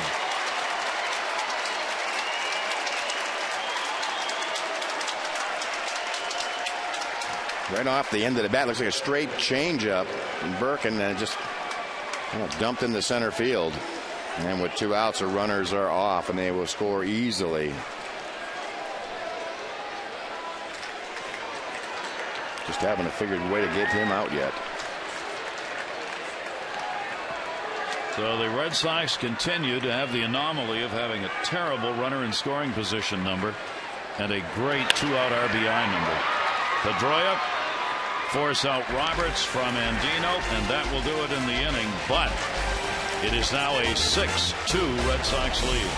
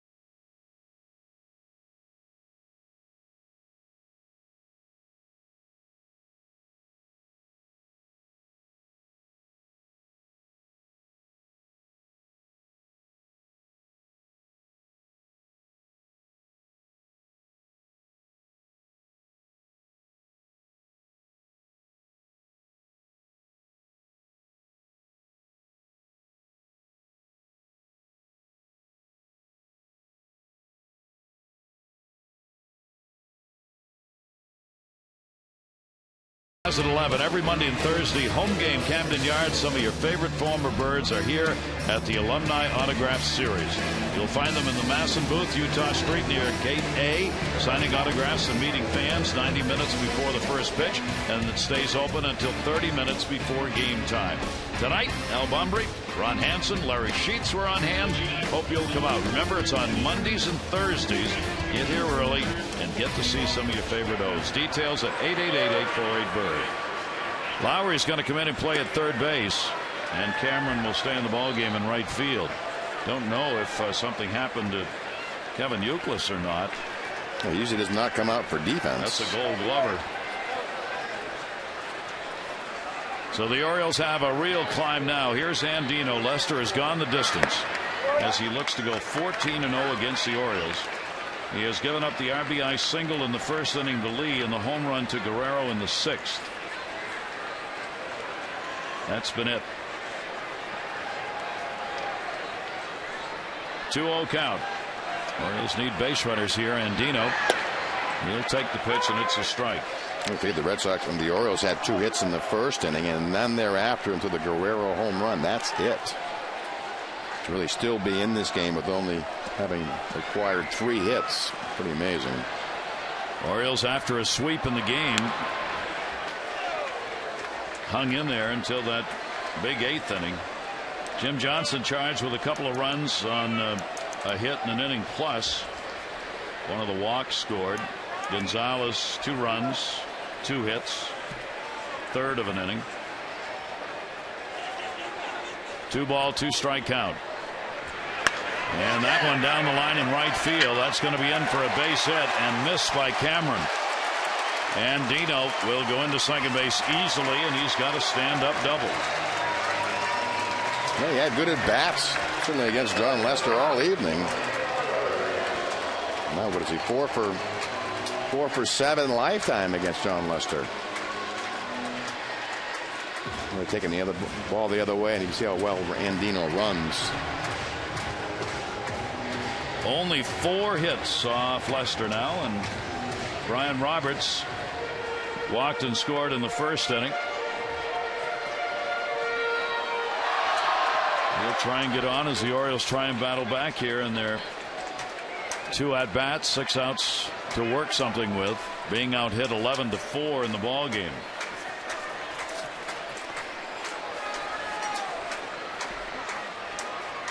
And Dino off second. Roberts taking all the way. It is in there for a strike. 98 pitches thrown by Lester. Bobby Jenks in the bullpen for the Red Sox.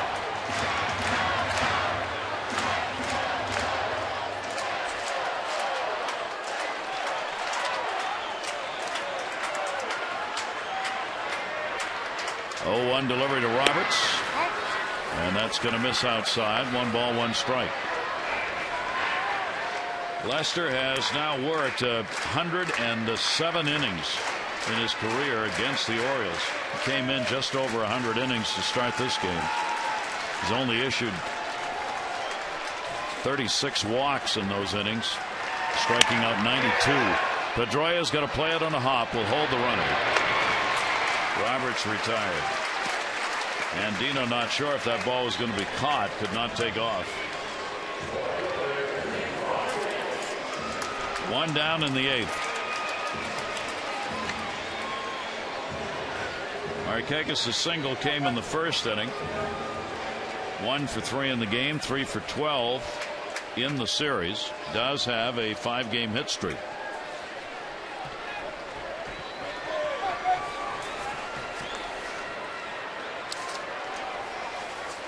.27-year-old left-hander after his 3rd win of the year.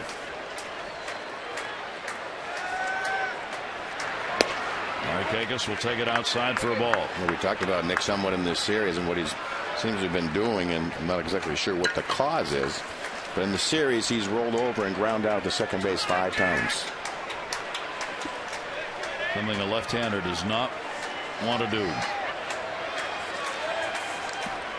Here's the 1-0 delivery, and that's in there for a strike from Lester. The #1 hitter in the majors as a left-hander against left-handers last year was Nick Markakis. Hit .361 this year against lefties. So far, .208.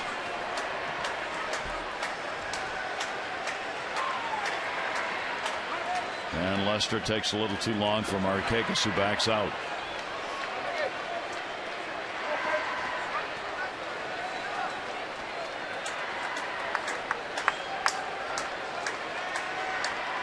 1-1. It goes the other way with this. Crawford going towards the line. And Dino back to the bag. 2 down.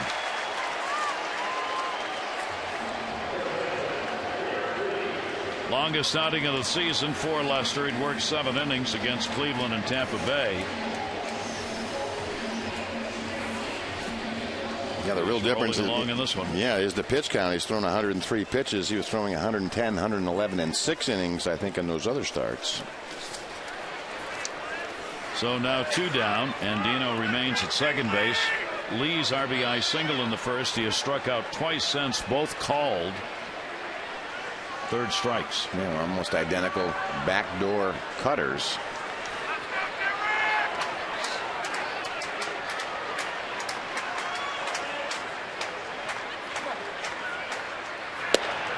Strike at the knees.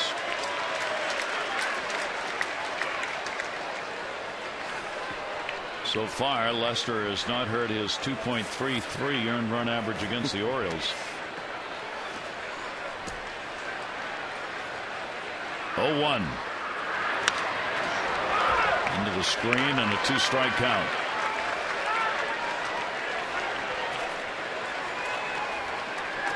So the question is, do you throw it again? The backdoor cutter. I would think you have to.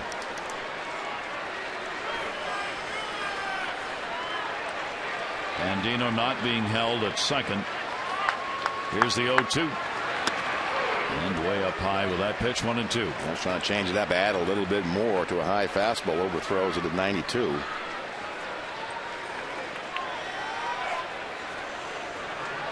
Terry Francona's team looking to go 6-3 on the road trip and avoid a sweep in this series. Lee with a 1-2 count, 2 down.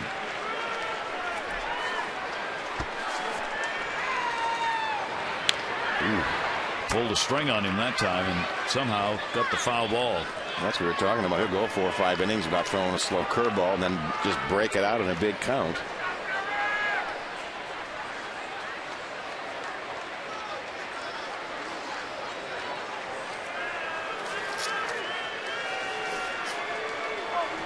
Again, the 1-2 delivery. And Lee down to third base. Lowry up. No runs, 1 hit, no errors, and 1 left on base. We go to the 9th.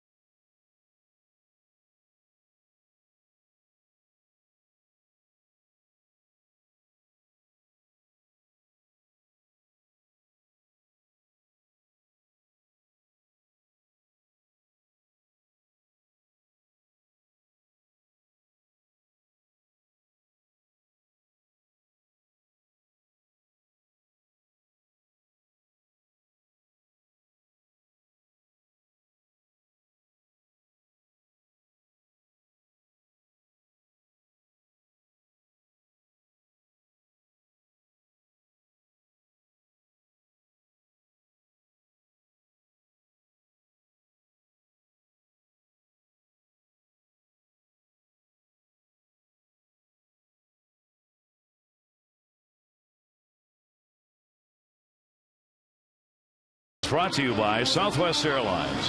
Find our fares online only at southwest.com.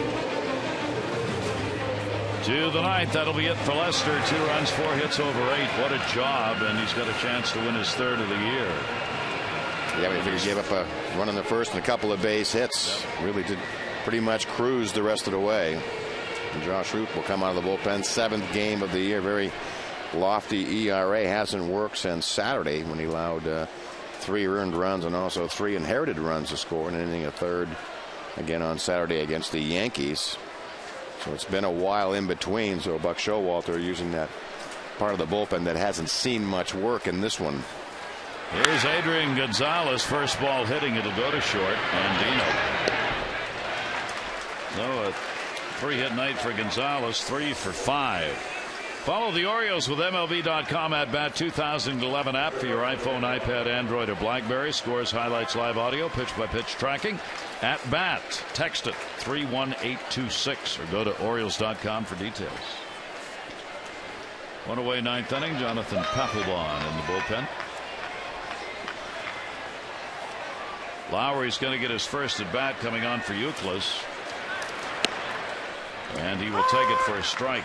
Burkin worked 2/3 of an inning, a hit. Lowry with the big numbers, who's been making most of the starts at short. Scudero got that job tonight. Roop with the 0-1. And he continues to hit. Well, Lowry gets a 1-out single. Red Sox in the double-digit hit department tonight, a dozen of them. And nothing fancy, sinker away by Josh Roop. And Lowry just right clean single back up the middle.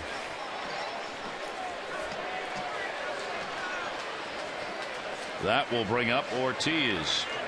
Ortiz has singled in 4 at-bats. 4 hits and 11 at-bats in the series. Red Sox starters have really been amazing of late. If you count this game over the last 12 games, if the score stays the same, their starters will be 8-2 with an ERA that is under 2. They've held opponents to an average under 200 over the string for their starters, even with the double-digit ball games that the Orioles had against them in the first 2 games of this series. 1 ball, 1 strike count from Roop.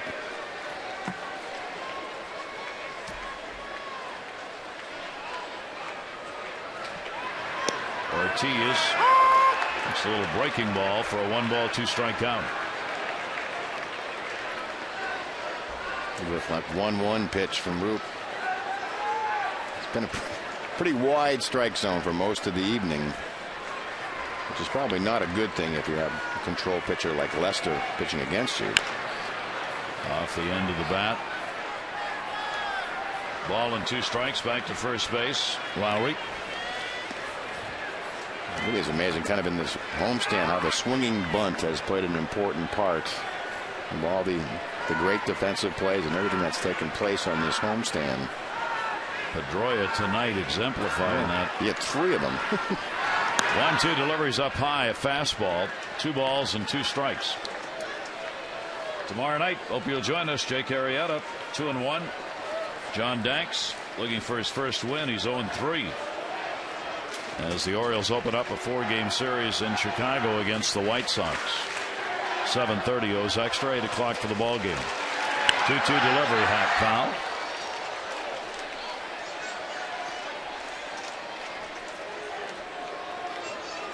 Decisions made after the start of the game. Jacobuskas is going to go to a rehab assignment for the Orioles to Norfolk. He'll join the team in Louisville. Scheduled to work on Saturday, 2 to 3 innings on Sunday, and then eligible to come off the DL on May 2. That'll depend on how the rehab goes.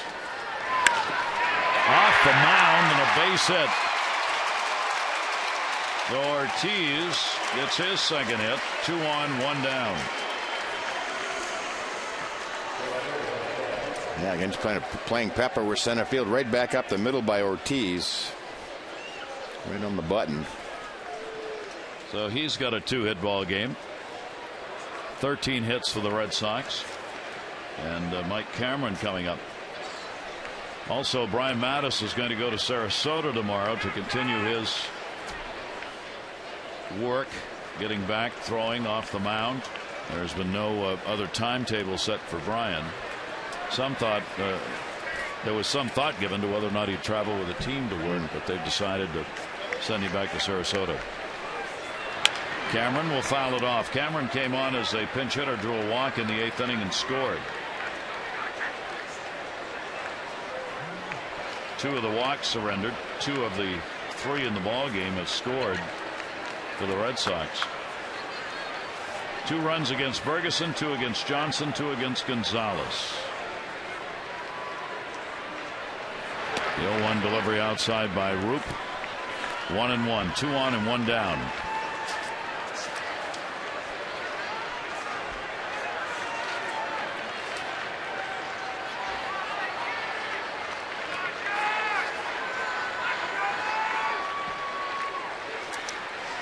One ball, 1 strike delivered.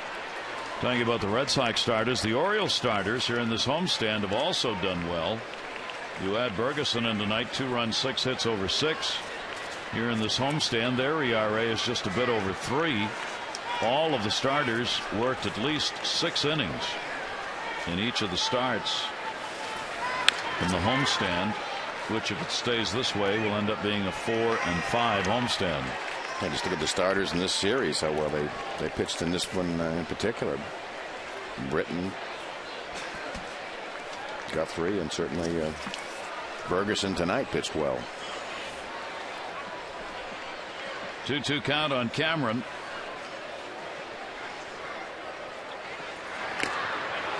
I mean, it's just really held so true. When the Orioles score 4 or more, they're 9-2. When they score less than 4, and this is certainly not including tonight's game, they're 1-10. It's been a magic, consistent number so far for the Orioles.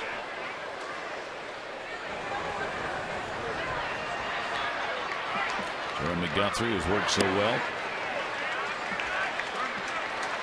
And the count goes to 3-2. 3-2, 1 down.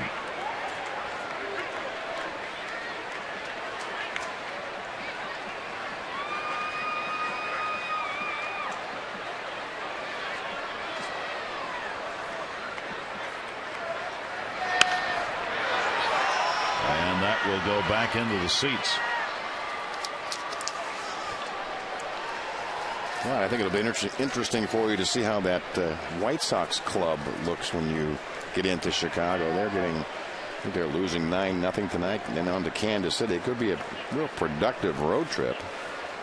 Kansas City's lost 5 in a row going into the night. Kansas City had been playing well and then suddenly turned around. They've got some injury problems. 3-ball, 2-strike delivery to Cameron. That goes to third, and it's in play. There's one, and got him at first base. They turn the double play as Reynolds short hopped it. The Orioles, bottom of the 9th, down by 4.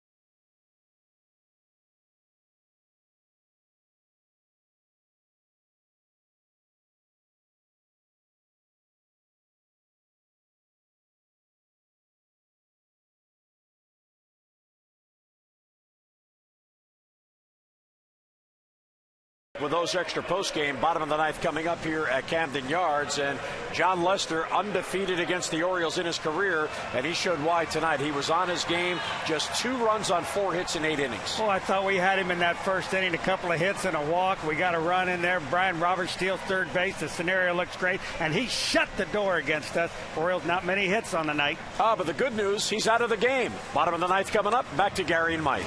All right, Jim Rick, thanks very much. And that's the score, 6-2. And the Orioles have turned another double play. Dale Timms, Centerville, congratulations, another $1,000. You've won $2,000 tonight from the Maryland Lottery, the double play contest.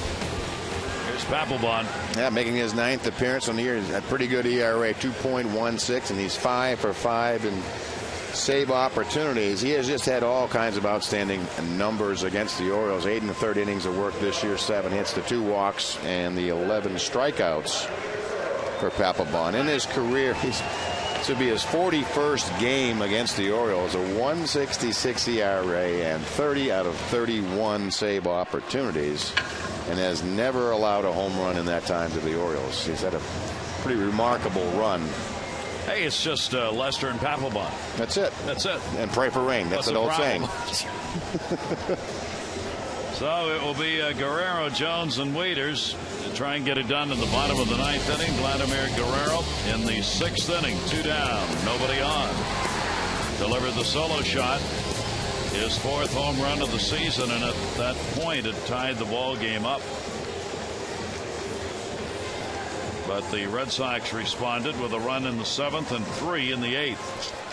So Guerrero will go against Papelbon to start the 9th inning. Lester will look for the win. He would be 3-1 if he gets it. And Bergeson, it would be a tough start that he had tonight. He gave the Orioles a chance and will be non-decisioned in the ball game. A 1-0 count. Updating you in the AT&T Player of the Game voting. So far it looks like that. Still time to text in your vote, A, B, or C, 51862. Results on the O's Extra post-game show. Guerrero 1 for 11 off Papelbon.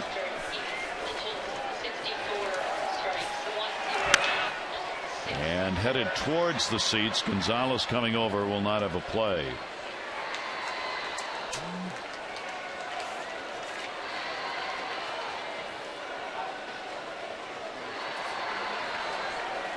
Oriole hitters really shut down tonight by Lester. Yet one more time.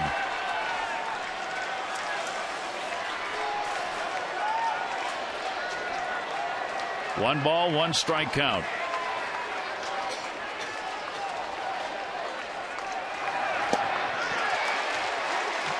Slider down and away, and the count will go to 1-2.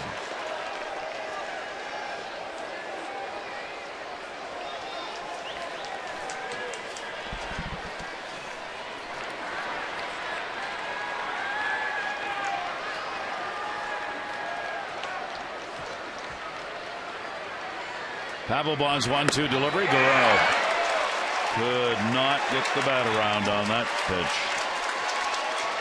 Well, it's a 96-mile-an-hour fastball right in on your hands. Just locks up Guerrero.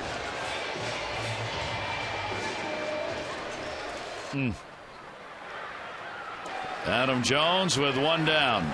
3 for 8 lifetime off him. Jones in the ball game. 0 for 2 and a walk. 2 for 7 in the series with a home run.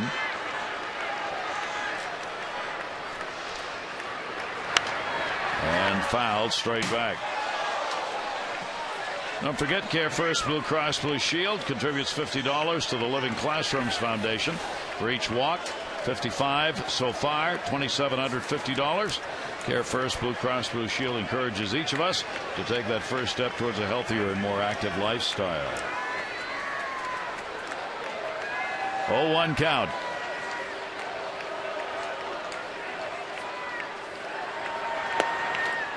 Jones will take the pitch.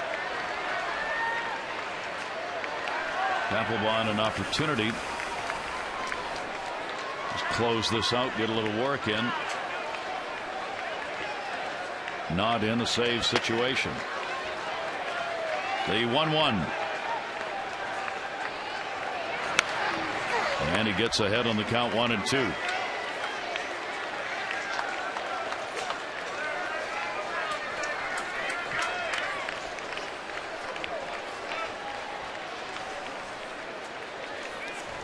With the victory, if it goes to Lester and he ends up 14-0 against the Orioles from the start of his career, he will have only one pitcher ahead of him who's had more wins against an opponent at the start of his major league career.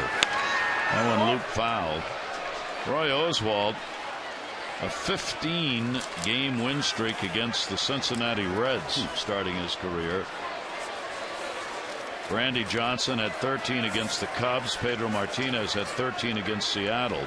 And Ferguson Jenkins had 13 against San Diego. Lester will have 14 against the Orioles. 1 ball, 2 strike count on Jones. Papelbon in on the fist and foul back. You'd said the Orioles would take 2 out of 3 from the Red Sox at Camden Yards before it started. You probably would have gone great. Oh yeah, and you're going against what do you say, Buchholz and certainly Lester, and the 4 and 6 in the Cy Young voting, and Beckett, who's been off to a great start. You said, boy, that's a pretty tough matchup. I'd take 2 out of 3. But you get to the game where you get a chance. Then you win the first 2. Yeah, then it's like, Here's the 1-2 delivery. And having hung in so close here until that 8th inning. 2 ball, 2 strike count, and not over yet. 1 away, bottom of the 9th.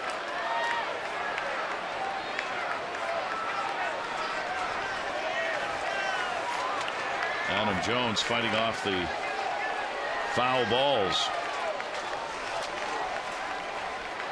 Here's the 2-2 delivery.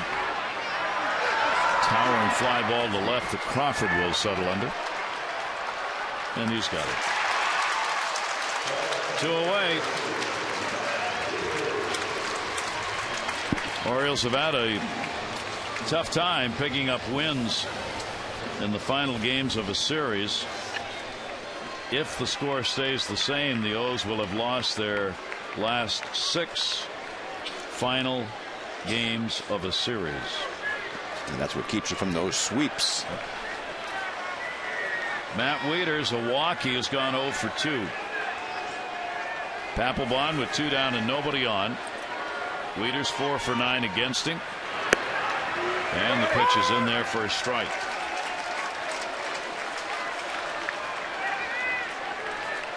Well, that's the thing. You will see Papelbon again before this season is over. These 2 teams face each other an awfully lot. Already Wieters, 4 for 9. That's a lot of at-bats against the closer.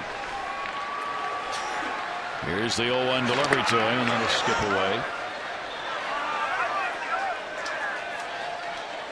Markakis is 5 for 16 lifetime against Papelbon. Usually face a closer, it's once a game. Yep.